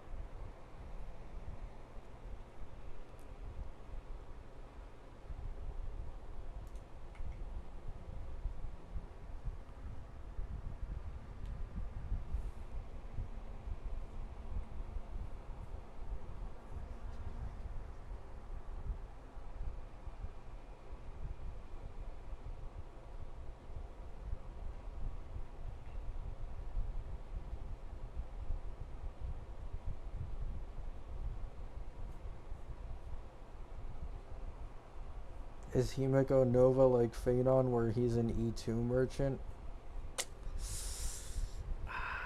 I'm not a fan of calling characters E2 merchants when their E0 is good. I'm really not a fan of it. Is it their most optimal investment and is it really worthwhile? Yes, but they aren't an E2 merchant. They're still more than good enough for clearing at E0 in my opinion.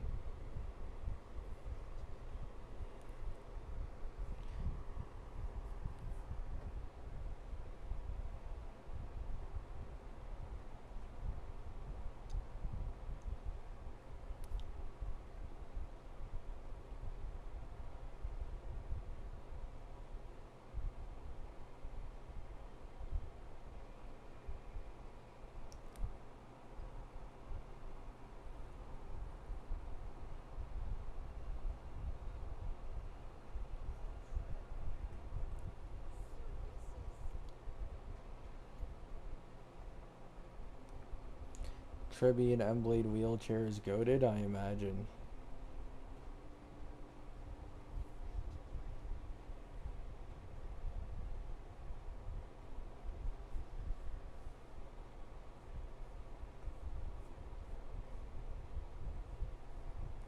But yeah. Wait, actually, guys, what if I played the long game, right? I tough it out with E0 Gilgamesh because I know they'll give me his E1 a year from now for free.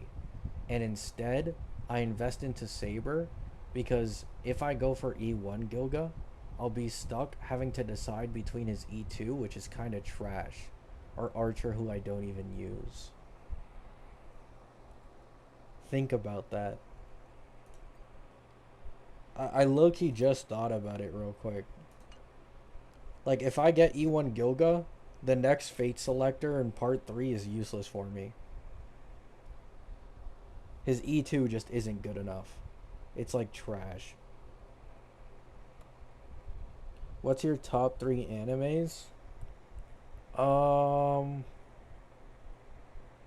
Number 1, One Piece. Number 2, Naruto. And number 3 is probably JJK. It's like really mainstream and it's like a common opinion, but like if you ask my favorite mangas, it's different.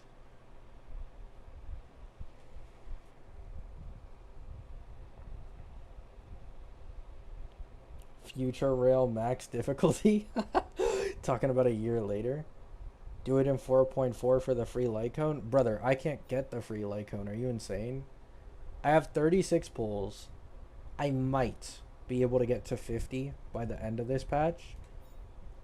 At the best, 4.4 will probably give like 120 pulls. At best, I'd imagine. Like, I'd still be 30 pulls off for the light cone. There's not really any point in worrying about. Like, I'd have to spend money on this account for it, which I just don't want to do.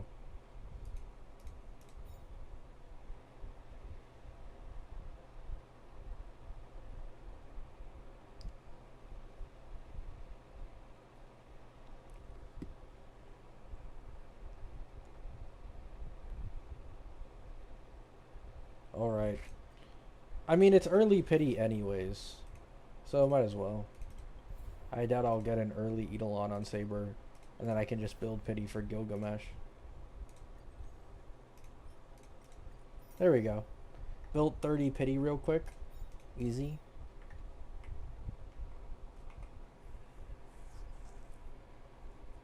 You're gonna regret wasting these pulls right now? Brother, it makes no difference. Like, what the fuck is there to regret?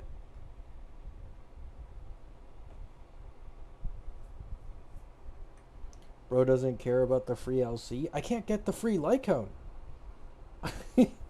I didn't have enough pulls saved up, man. HSR would have to give like 150 pulls, which is never going to happen. The highest pulls in a patch in the history of this game was 130.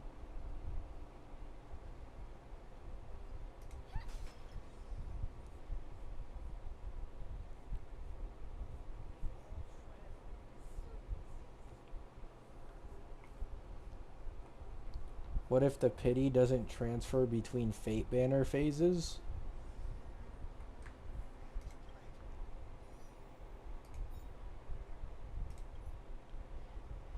This warp features both character collaboration warp and light cone collaboration warp.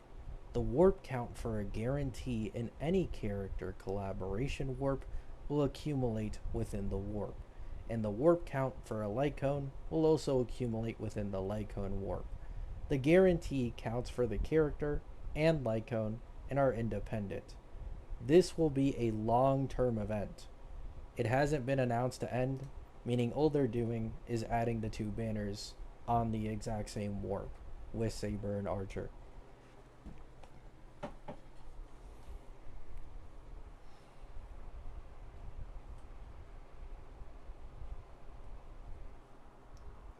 Really, Kiwi?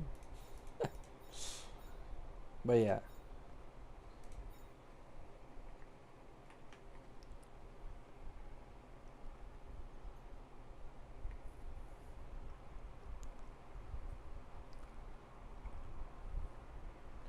Do singles? No. 10 pulls are more satisfying. Singles are only things I do when I'm like incredibly desperate for something, but I'm not really desperate for E3 Saber. It's not exactly the most extravagant Eidolon out there. Wait, why is her E4 actually not bad? What? 8% res pen, 4% stacks twice, 20% wind res pen?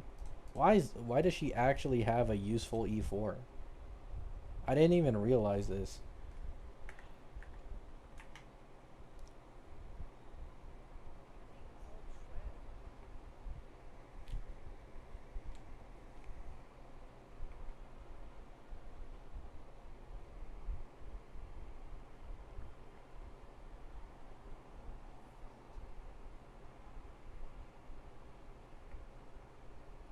Naruto OG or Shippuden?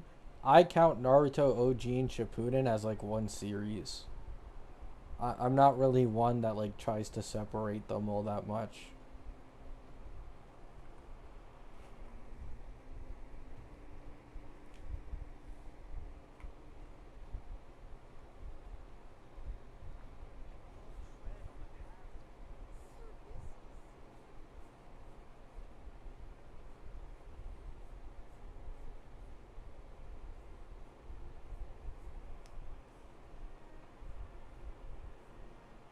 E3 Saber increases your multipliers.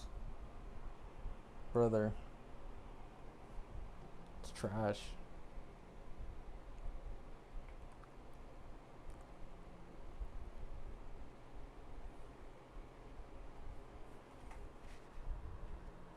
Shippuden was not good. I disagree. The only thing that I found a little underwhelming during Shippuden was just the beginning of the war arc. But outside of that, and obviously like annoying filler, which is just normal among those types of animes, like Bleach also had a bunch of filler. I think Shippuden was actually quite solid.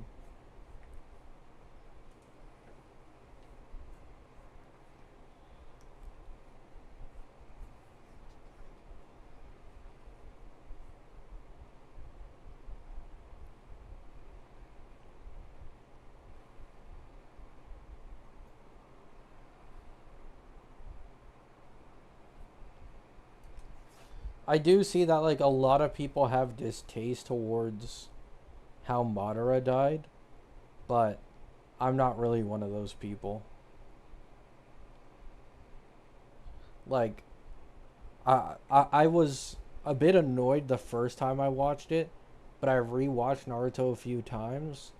You start to see the hints across the story of like Otsutsuki and Kaguya's build up and how everything isn't exactly how it seems. So I'm not too mad anymore about the way Madara died.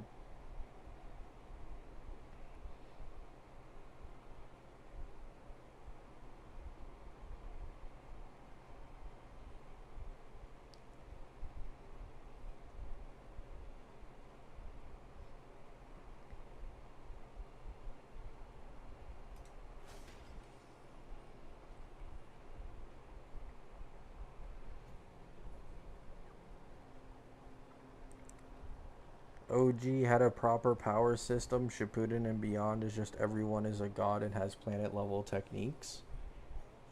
Not really. The only thing that is pretty bullshit in terms of power scaling wise in the war arc is Sakura. Like Sasuke and Naruto, like you see the training. Sasuke literally goes through basically like genetic mutation almost from Orochimaru to obtain his level of strength. Sakura just like all of a sudden becomes way stronger off screen and there's barely any good explanation for it.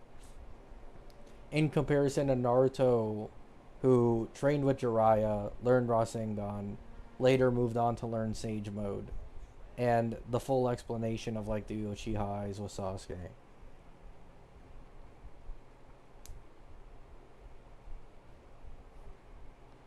I mean, yeah, you can prefer the fact that OG Naruto felt a lot more grounded in terms of its combat. I'd agree. Like they definitely had to upscale some characters for the war arc in Shippuden, like Kakashi, and other characters to make them better. Like I'm sure Eight Gates Mike Guy, like, he's a monster. I don't think they originally anticipated to make him that strong, right? But it's not necessarily bullshit either, though, you know? Like, the Gates was always there, and the eighth gate was always a thing. Kakashi being able to become stronger was always a thing as well. I mean, the guy was kind of just like fucking around in OG a lot. Like, he's supposed to be the copy ninja who knows 1,000 different ninjutsu, and then he just does mud wall for the fifth time in a row. You know?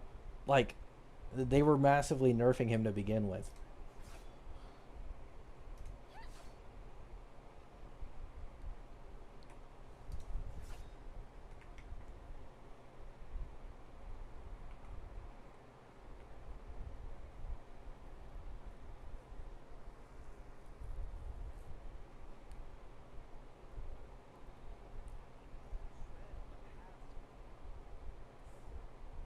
Is E4 Welt the best amper? Uh, yeah. His E4 versus any other amper E0, generally, yeah, he's the strongest. M Blade is incredibly close though.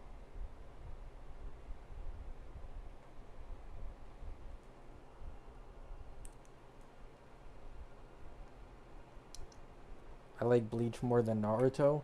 Bleach is my least favorite among the big three. I talk about it often.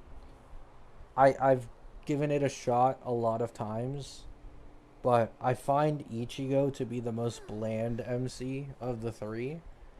And also, I find like, does this make sense? Like the landscapes, like a lot of the areas in Bleach, feel kind of like empty.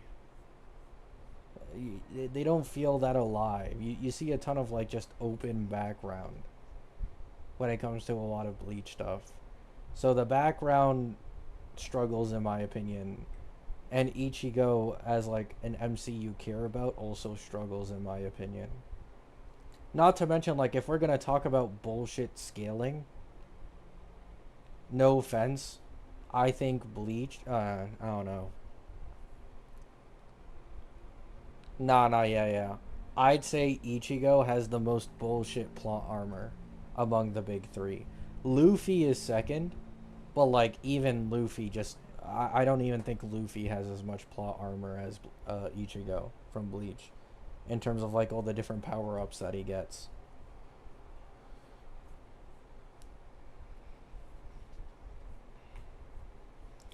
I do think Bleach has the best designs of the big three though, like character designs.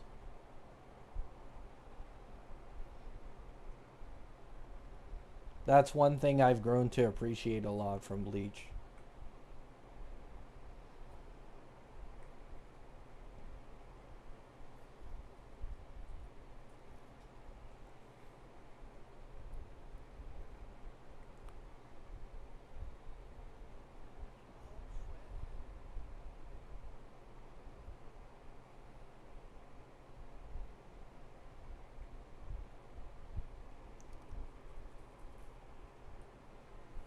Ichigo's not cringe. I mean, maybe that's appealing to some people, but like, I'm not gonna lie, an anime main character being a little cringe is kind of something that I kind of expect, and to be honest, I kind of look forward to in an anime MC, right? Like, I'm not trying to watch an anime and deadass look at like a regular human being if they were put into the anime. I want to see like someone who's full of joy and whimsy, and like, despite everything in the world, he still tries his hardest to just be himself, you know, and accomplish his goals or whatever. Ichigo is like just a down to earth dude who got placed in a weird ass spot, and he doesn't even have a goal, right? Like, you have Naruto wanting to be Hokage, you have Luffy wanting to be the Pirate King and, you know, free the world, I guess. But Bleach is legit just like Ichigo's just trying to survive, you know? He's just trying to survive, and he's trying to help his, like, the people he cares about survive.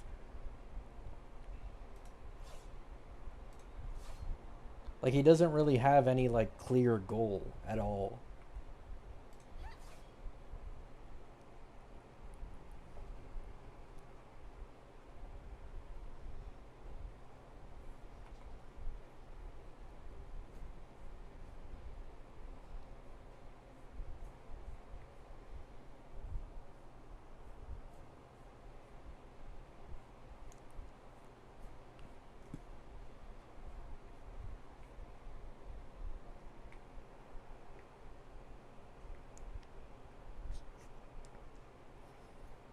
His goals are more realistic and a breath of fresh air. Well, yeah, but like once again, it's like I'm not trying to see someone realistic, you know, as an anime MC, but it's just a preference thing, depending on the person. That's all it is. Some people prefer Ichigo, of course, over the other MCs because he's more realistic, but not me so much. Like for example, if I feel like if I in real life were like isekai into another world, there's an actual like power system. There's a bunch of shit going on. I myself wouldn't have normal, realistic expectations that I do in this life specifically. Like I definitely try to chase much more if I was born in a world like that. So I find like characters like Luffy and Naruto a lot more entertaining for me.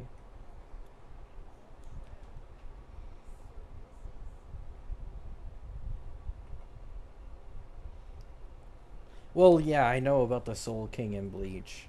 Like, it's not exactly the same thing as being a king or a Hokage in these other ones, but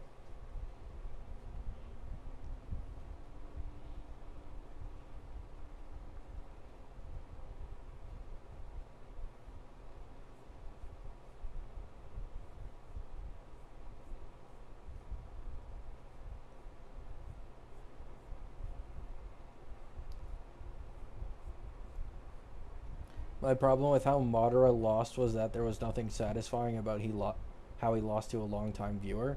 I agree, but the thing is, I watched a video that really changed my view on this entire thing, which is that you can see Madara. He goes from being friends with Hashirama and then he has his own clan to like progressively as time goes on and especially when he comes back in Shippuden, he tries to control everyone and everything and he decides to trust absolutely no one, right? And legit the one person that he puts any type of blind trust into in the entire series in Shippuden being Zetsu is the one that portrays him in the end. The one person that he had any trust in and didn't really account for. Which I think when I saw that way of viewing it, I didn't get mad anymore about how he got kind of just stopped by Zetsu.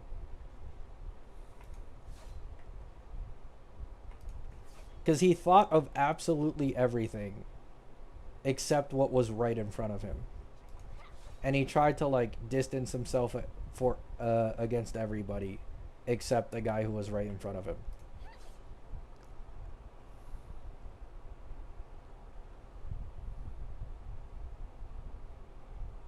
Any underrated shows you like?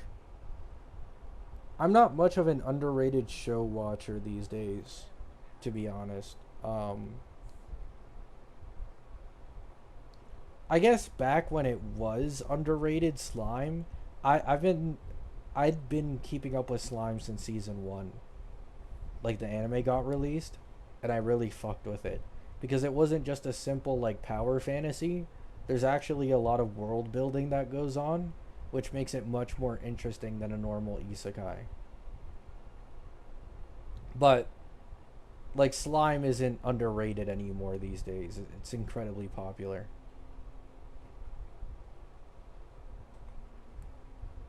Just pick one of the big three. Which one? I think because of it being one of my first animes ever, I'd have to go with Naruto. Just for the nostalgia, not gonna lie. It's the same reason a lot of people would like take Dragon Ball for example, despite them being aware that there's other things that are better. But in my opinion, my overall favorite would probably be One Piece. I think One Piece just has like it has so many emotional moments. There's so many of them in One Piece, and it makes you feel so like invested in what's going on with the Straw Hat crew and stuff. I hadn't really had any other series hit me as hard as One Piece did so many times.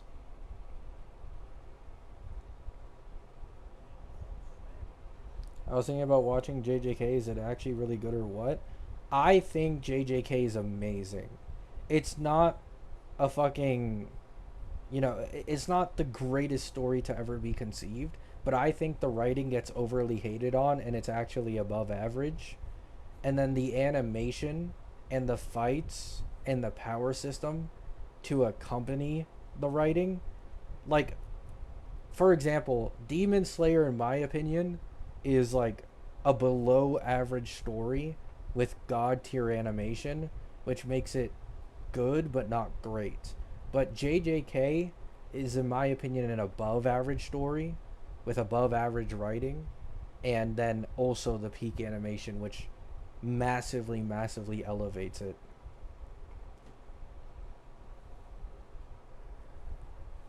Like 99% of the time, when I see people talk about, like, oh, Gege's writing sucks, Gege's power scaling sucks, look at this, and then they show an example where they kind of self report themselves for not having paid attention to certain things. Like, for example, I came across a post with like tens of thousands of likes a little bit ago that was talking about, oh, why did Gege forget the fact that, what's it called, Gojo can teleport and that Sukuna can fly in Shibuya? But like Sukuna could never fly.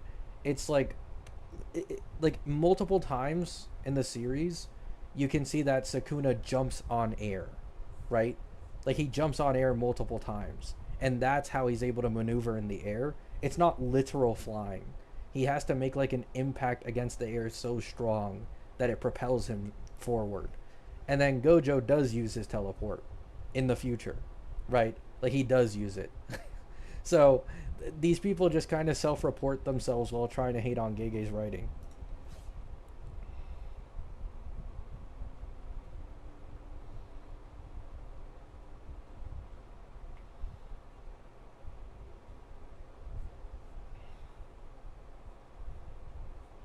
I think Pure Fiction has inflated like 100% in 3 patches. That's probably because they added the Star Ward floor.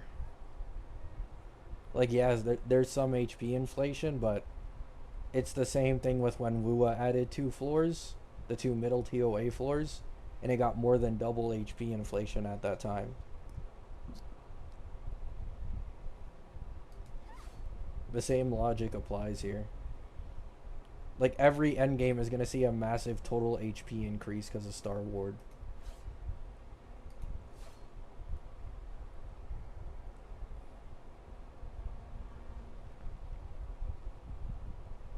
I don't like JJK fandom. I agree.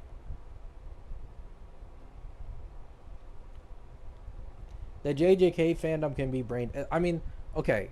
I think it's just a thing that comes with popularity. I don't like the One Piece fandom either. I think the One Piece fandom, they've gotten better at it, at least these days. They're nowhere near as childish as they were years ago. But like the One Piece fandom has a serious issue of being similar to the WUA community, where like they'll just randomly put One Piece in conversations against other series to toot their own horn on how good One Piece is or how popular One Piece is. And it's like kind of annoying.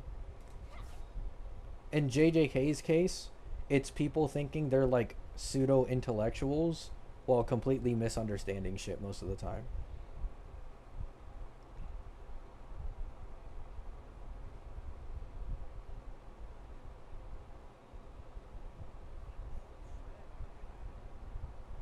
What do you think about One Punch Man?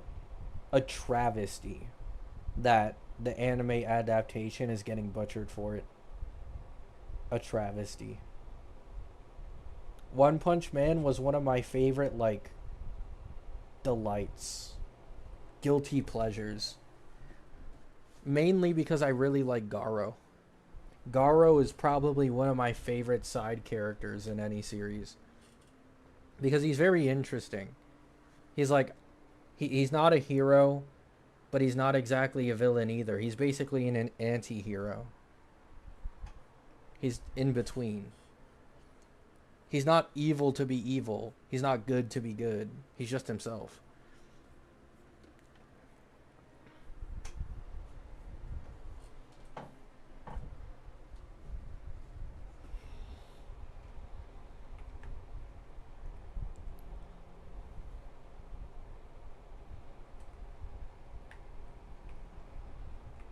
Yeah, usually it's quite a struggle for a series to have any type of decent writing when your MC right off the bat is like the most broken character in the series. But they did a good job with building up God in the series. So like no matter how strong Saitama gets, it's always in the back of people's minds of like, can he beat God? Can he be on the level of God? Obviously he will because it's literally his fucking series and he's a gag character. But people are obviously invested in like how, right? How will he reach this tier of strength to be able to face someone like that?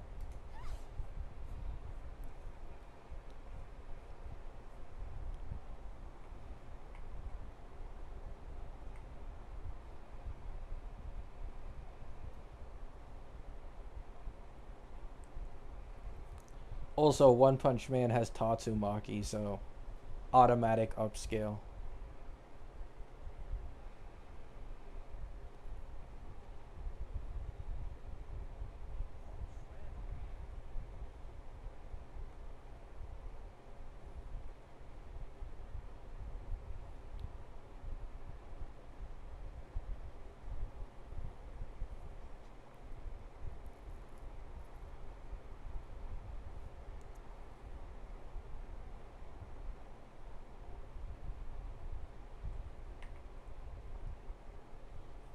Yeah. I'm kind of sad about Hunter x Hunter. I don't know.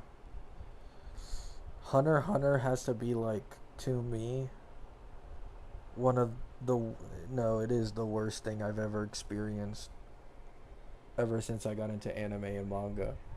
It's so good. Its potential, I swear to God, it's greater than One Piece. I have One Piece at number one. I think Hunter x Hunter could be better than it.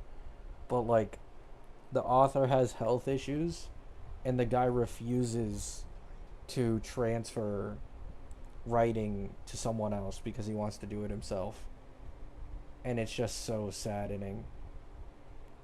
Like I'm never gonna see the end of Hunter x Hunter.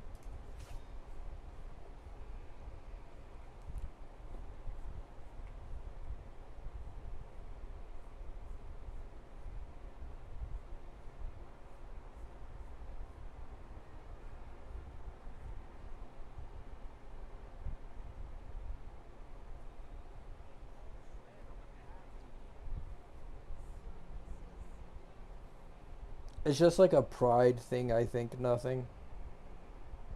Like he has so much pride and he wants to do it himself. He doesn't want to leave it to anybody else.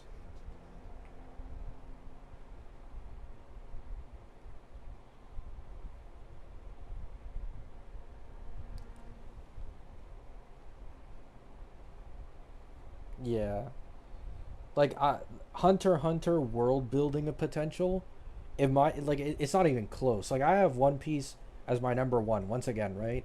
I think Hunter x Hunter has the potential to be like twice as good as One Piece for me, maybe even better. I don't know, but I'm just never going to see it probably.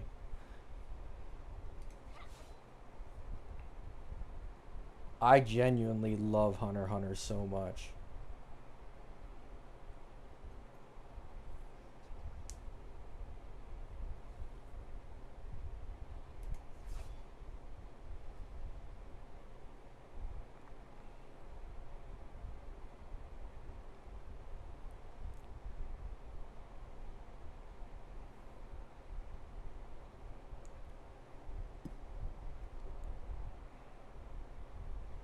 What's your favorite Hunter x Hunter arc? Isn't it kind of obvious?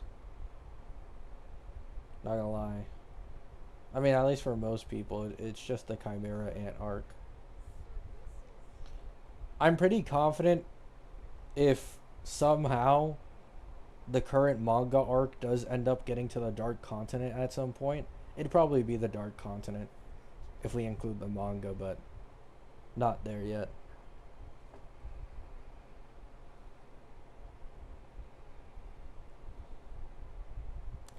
Sorry for the random question. Mate of mine is starting WUA. Any good guide makers in the WUA scene I can recommend? I don't play WUA anymore. Anyone as good as Maggie these days? As good as Maggie? Probably not. I don't think you're going to find that anywhere. But in terms of useful advice, man, the thing is, I don't watch WUA gotcha videos myself anymore. I remember Rexlint, I think. He makes pretty good guides, and usually for more casual players, and sometimes he'll cover slightly more advanced. Um, hmm. Let me see. Julius CH. Was this guy one of them?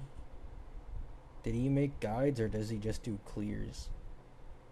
Okay, he kind of just does clears. I don't think he does guides. So not Julius, I guess.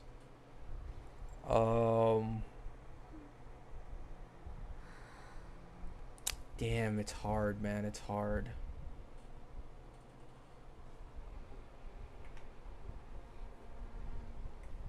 Brax, yeah, but like I want to recommend someone that's like really in the game and really knows what they're talking about. I Win to Lose, yeah, yeah, yeah. I Win to Lose is quite good as well. Yes, yes. Great call out. Because I Win to Lose also includes calcs usually, which can be quite helpful. It's a lot more clear. So I Win to Lose. There's one that's like escaping my mind right now that I just can't remember the name of.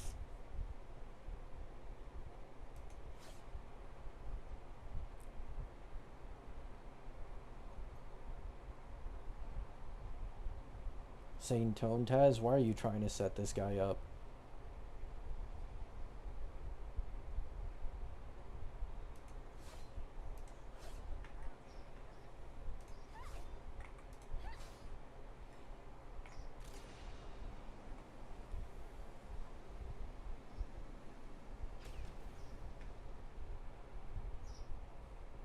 Sweetly? It wasn't her who I was thinking about, but yeah, I think Sweetly would also be usable. I'm pretty sure she does Wuwa guides, right? Yeah, she does. And she does calcs apparently now. Yeah. What a burp.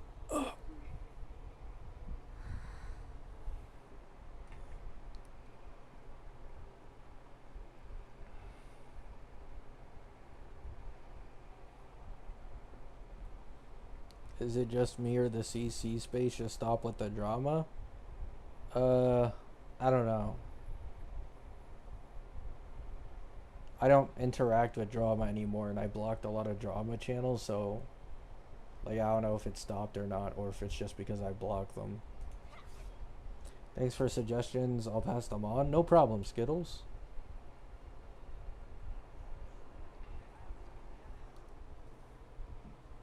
Does Rexlent make guides?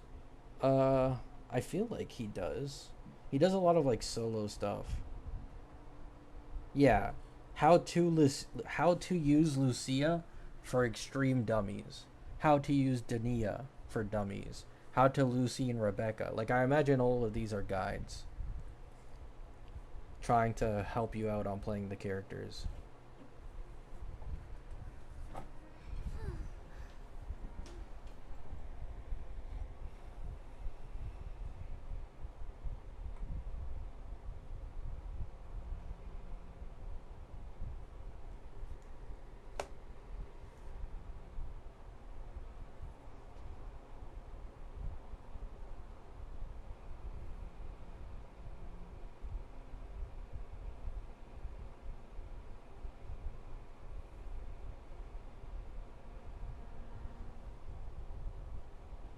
He's a good guy, trust me, at least his videos don't have tribalism.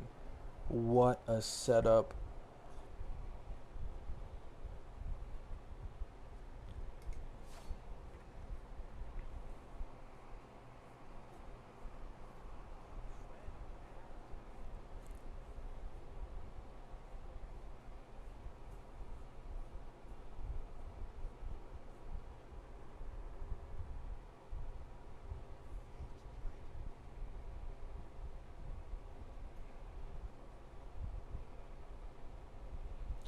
I wish Brax didn't sometimes put random story spoilers in his character videos. I wouldn't know about that. I think I stopped watching Gotcha Guides like a year ago, I think.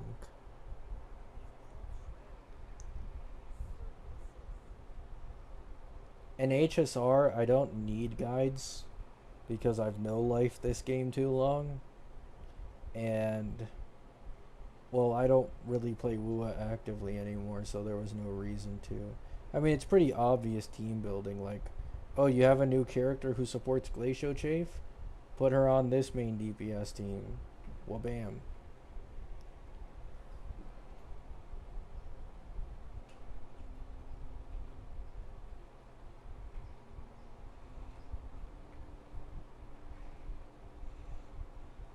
He called Zanny bad.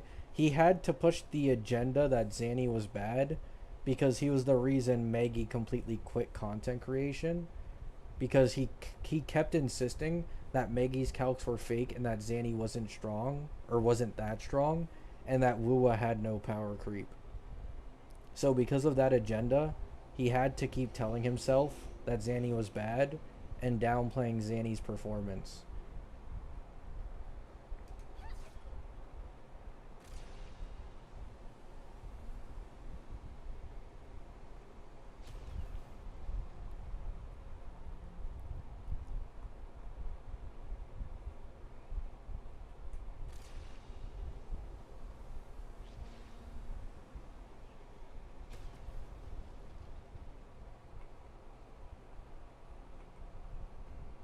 It was a weird hill to die on. I mean, he chose to die on it because, I mean, bro, he farmed he farmed hundreds of thousands of views. He farmed me back then. Tectone farmed me back then because he believed in Saint instead of the calcs and how good Zanny was. He farmed other creators and including Maggie for the Zanny takes. And then if he admits he's wrong, I mean, let's be honest, bro. Like, someone with his ego is never going to admit he's wrong. He's just going to continue arguing until he finds some loophole that he can abuse to make his opponent look more wrong than he is. So then people just shift, their perspective on everything and they forget.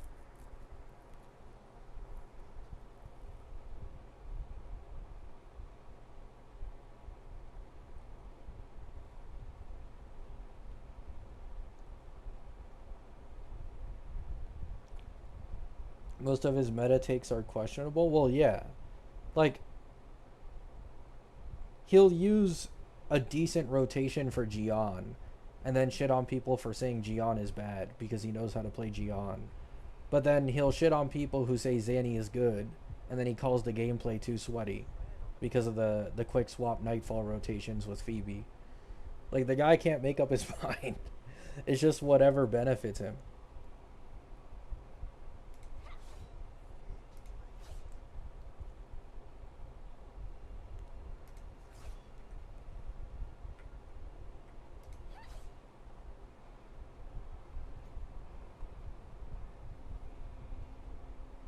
Now, I will say, just like with HSR, I do prefer to consider the more casual player base and more normalized rotations than like sustainless in this game, or quick swap in Woowa. But context, of course, matters, right?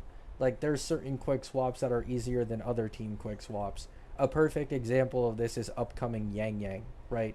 Like, Yang Yang goes from 2.5 with a standard rotation to 2.8 million DPR with her a little bit sweatier rotation, but it's nowhere near the difficulty of like Nightfall Zanny, right? Like for Nightfall Zanny, it's nothing like that. It's a lot easier for a casual player to learn that after a few tries. So it's much more realistic to recommend.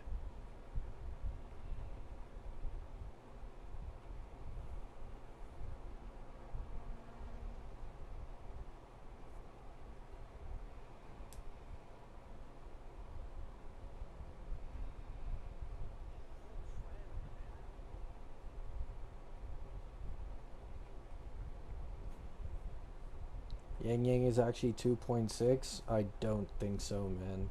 I haven't seen 2.6 anywhere.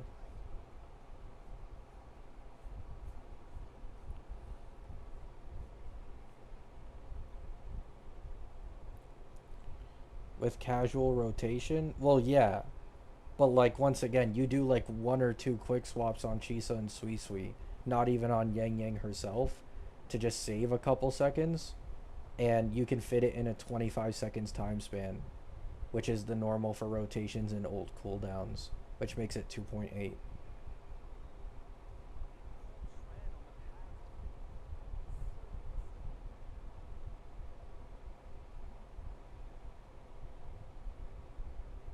I don't know what that is, Sodic.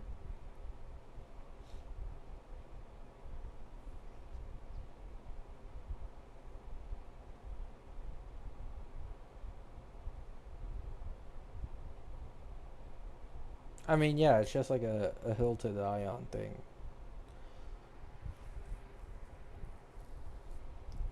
I mean, to be fair,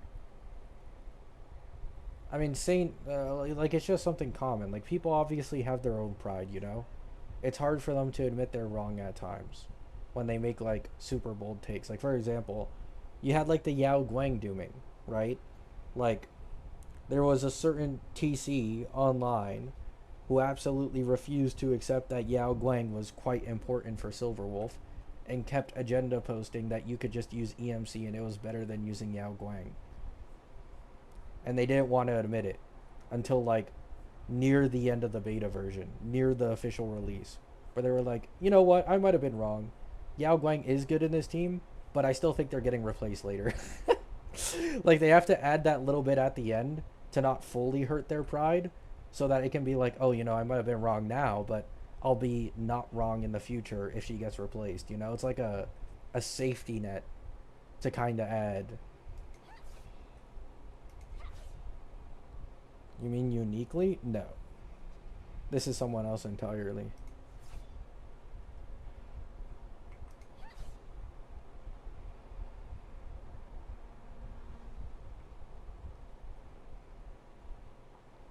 Uniquely had his differing opinion, but like the second Yao Guang and the Silverwolf team finally came out, I'm pretty sure he just instantly dropped it. He didn't try to keep agenda pushing it, so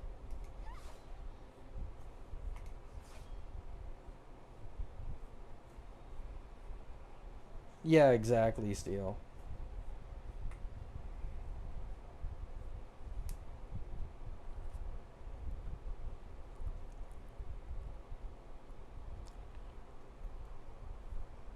Believing Yuno will be replaced for Jing Ron is like believing Yao will be replaced. I'm sorry, but like that is the most cope I've ever seen in my life. Oh hell no.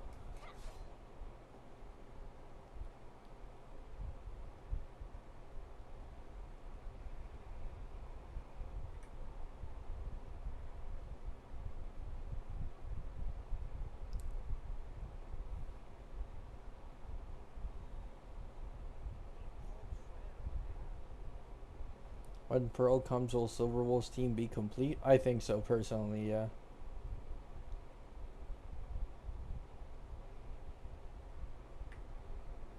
Yeah, exactly, Dark. Like, for example, you guys would know. I get I get quite caught up in my own predictions at times, and most of the time I'm right, you know? Most of the time, surprisingly, somehow. I don't even know how. But like there are times I'm wrong. If I go super hard on something and then I'm suddenly wrong, like if there's absolutely like no light at the end of the tunnel for my original prediction, I just like apologize. Like I'm sorry, bro. Like I'm genuinely sorry for being wrong. If it's like something that is actually serious in terms of like I affected someone's polls and it went terribly, something like that.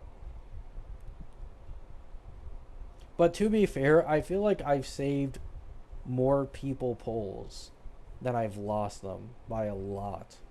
Like the people who listened to me when I said Tribby would not be best in slot for Cassie and it'd be Cyrene, A, you gotta pay off. You know, technically, that alone should make up for the debt from other bad predictions.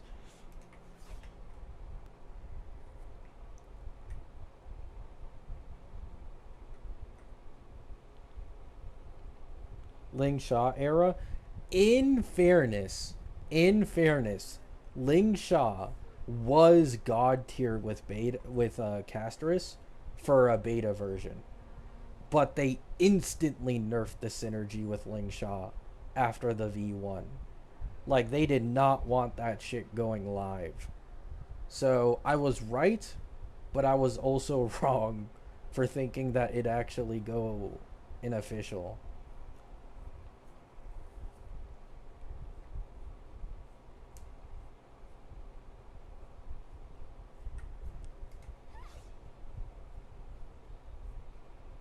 Gabby, lately your streams were getting toxic. This one's nice. I don't know what changed.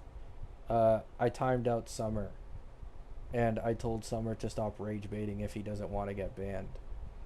That's what changed.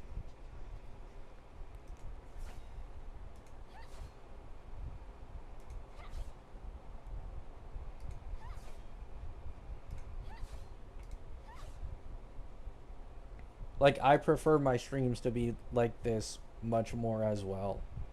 Like I know sometimes people in my chat find it funny, I guess, when I'm like getting quote unquote rage baited and people are saying dumb shit in my chat. But legit, I don't like streaming if my chat is gonna be like that. Like, you know, I'm not some fucking. I don't want to be seen as some fucking jester that people can enter my chat, say whatever the fuck they want to make me angry. That's just frustrating. I mainly stream to have genuine conversations with chat, and I like to keep it that way. So,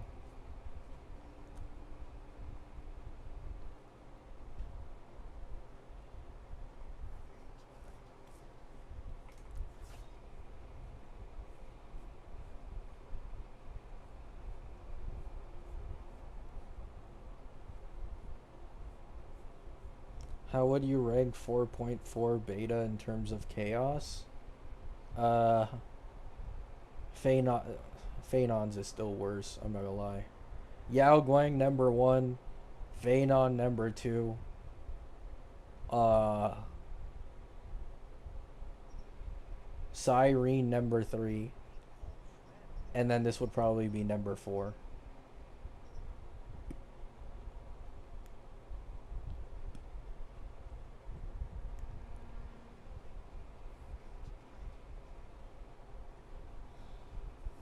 Phanon Doom posting on his like release. Oh my god, it was so disgusting. Like now people look back on Phanon like he's technically the best value or one of the best value Ampho DPSs to this day. But back then people were like crazy dooming him.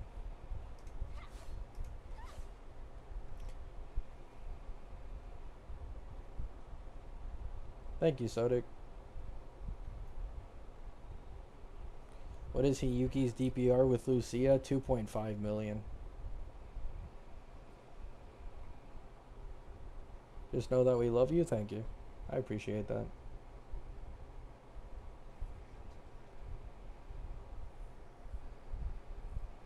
Cyrene's beta is up there. Cyrene's beta is up there, but the thing with Cyrene is, at least in the Cyrene beta, people could collectively agree that Cyrene was best in slot for at least one team. Phanon was doom posted as if he was legit bottom tier scraps garbage that wouldn't be usable at all after two patches. And Yao Guang was doom posted so badly, people thought EMC was going to be more valuable than her in every single Elation team. So that's why I put Cyrene at third. She might have had some pretty bad doom posting just because of the amount of DPSs she was supporting or supposed to support. But like at least people collectively agreed she was decent for mono rem.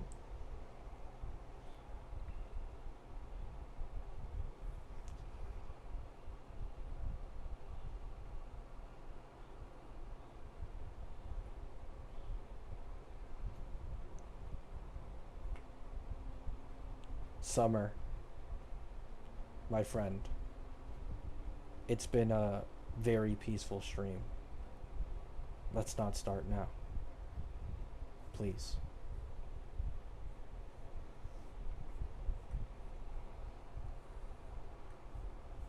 Oh, wait. I apologize, Summer. I apologize. I'm sorry. I mistook what it is you were typing. You were talking about other people doom posting too hard and not your own opinion. I apologize. I'm sorry. I misread that. I almost got PTSD for a second. So, my blood was already starting to boil. That's my fault.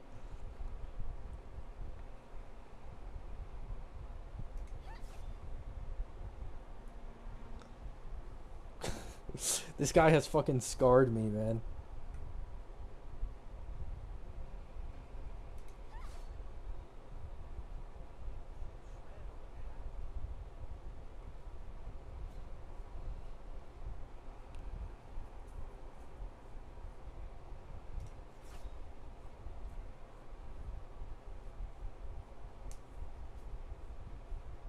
W clutch. uh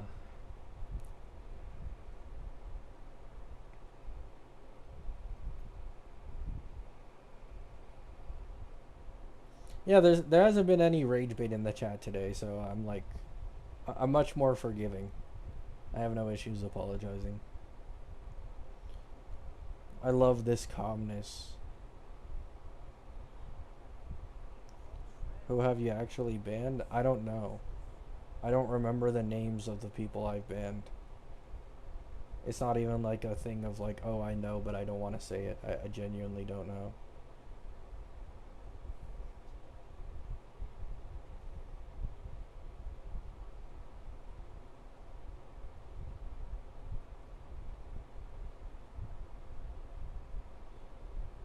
What are you doing? Why do you keep running around? Because I don't actually stream to like give my viewers any gameplay. I just stream so I can interact with the chat 24/7. I'm not really a streamer in that aspect. Streamers usually entertain their viewers with the gameplay going on. But here I just kind of just talk.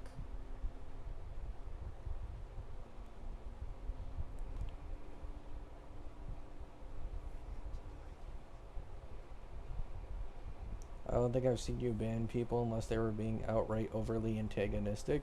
Yeah, because I like to be more lenient. I don't like banning people just because they have differing opinions, you know? Like, I see this quite often among bigger creator chats, and maybe it's different for them because there's such a bigger amount of people. They have to deal with it more often, so they just have to be more harsh. But, like, I've seen some strict ass CCs who, like, the second they see something they don't like in a chat that's like slightly negative, they insta ban those people. Like, there's absolutely no warning, no nothing. You're just fucking gone. So I try to be a little more lenient.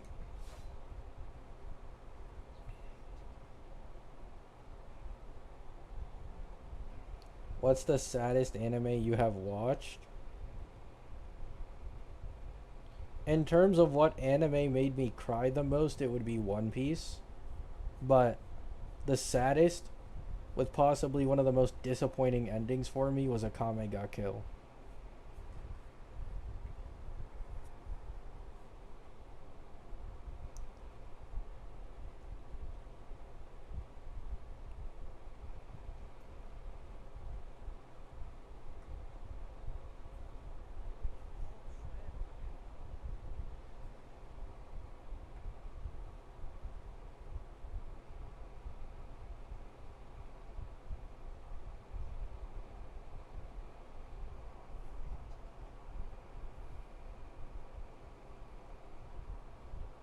That's called Echo Chambers? I mean, yeah.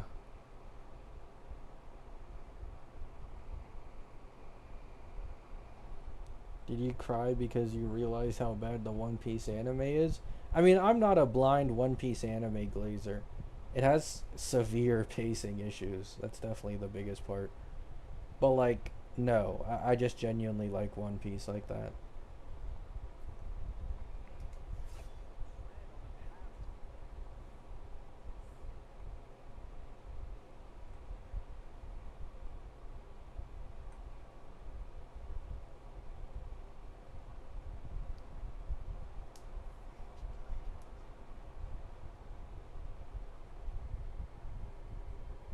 Gabimaru on his Ling Shaw arc was so tough.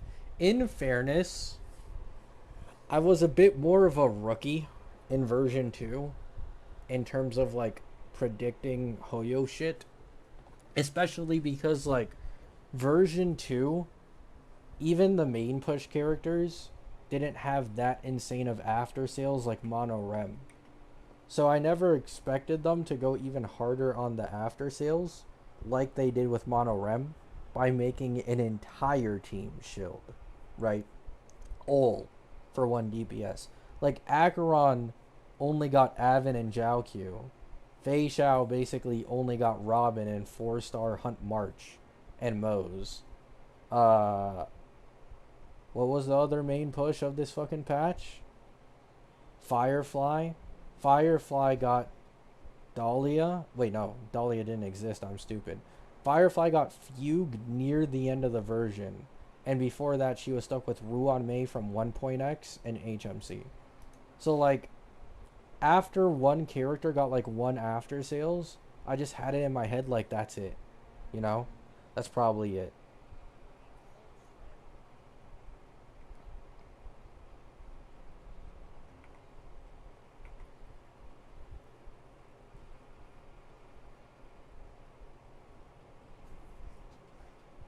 Yeah, like at the beginning, I was definitely a rookie from 2.4, I'd say, to all the way near the end of version 2. A lot of my takes were fucking, well, they weren't necessarily bad and you could maybe see the logic in them, but they weren't optimal, you know? It's unlikely that they were going to be correct. But it's one of those things where like it's just an experience game. Like the longer you play this game, the more you catch on to patterns, the easier it becomes to actually make good videos and predictions. That's just how it goes. It has nothing to do with like, certain skill or anything like that.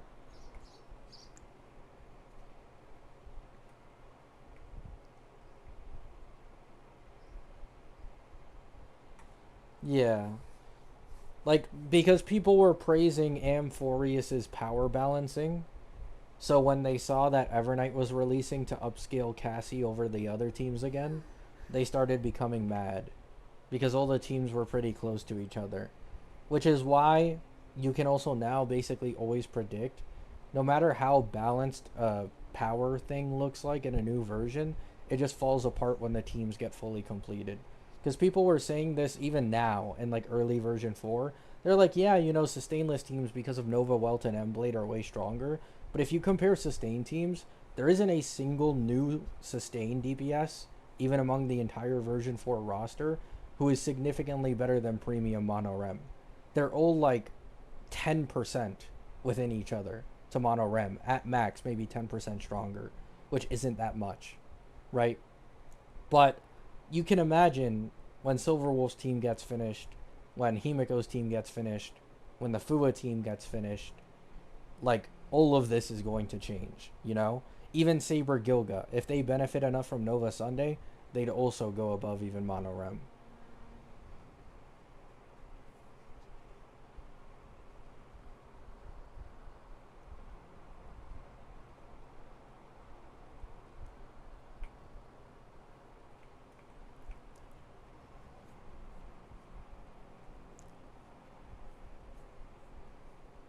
Oh yeah.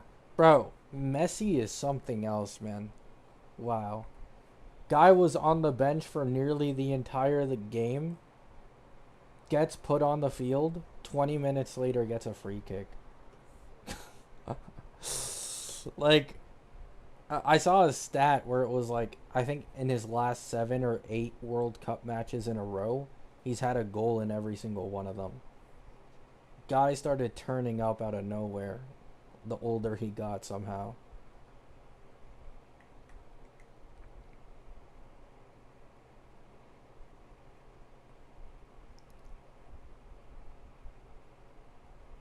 Yeah, that's true. Nothing. Did you see the new Messi statue? Yeah, but we don't talk about it. They may not have been able to foresee certain issues at certain angles with that statue.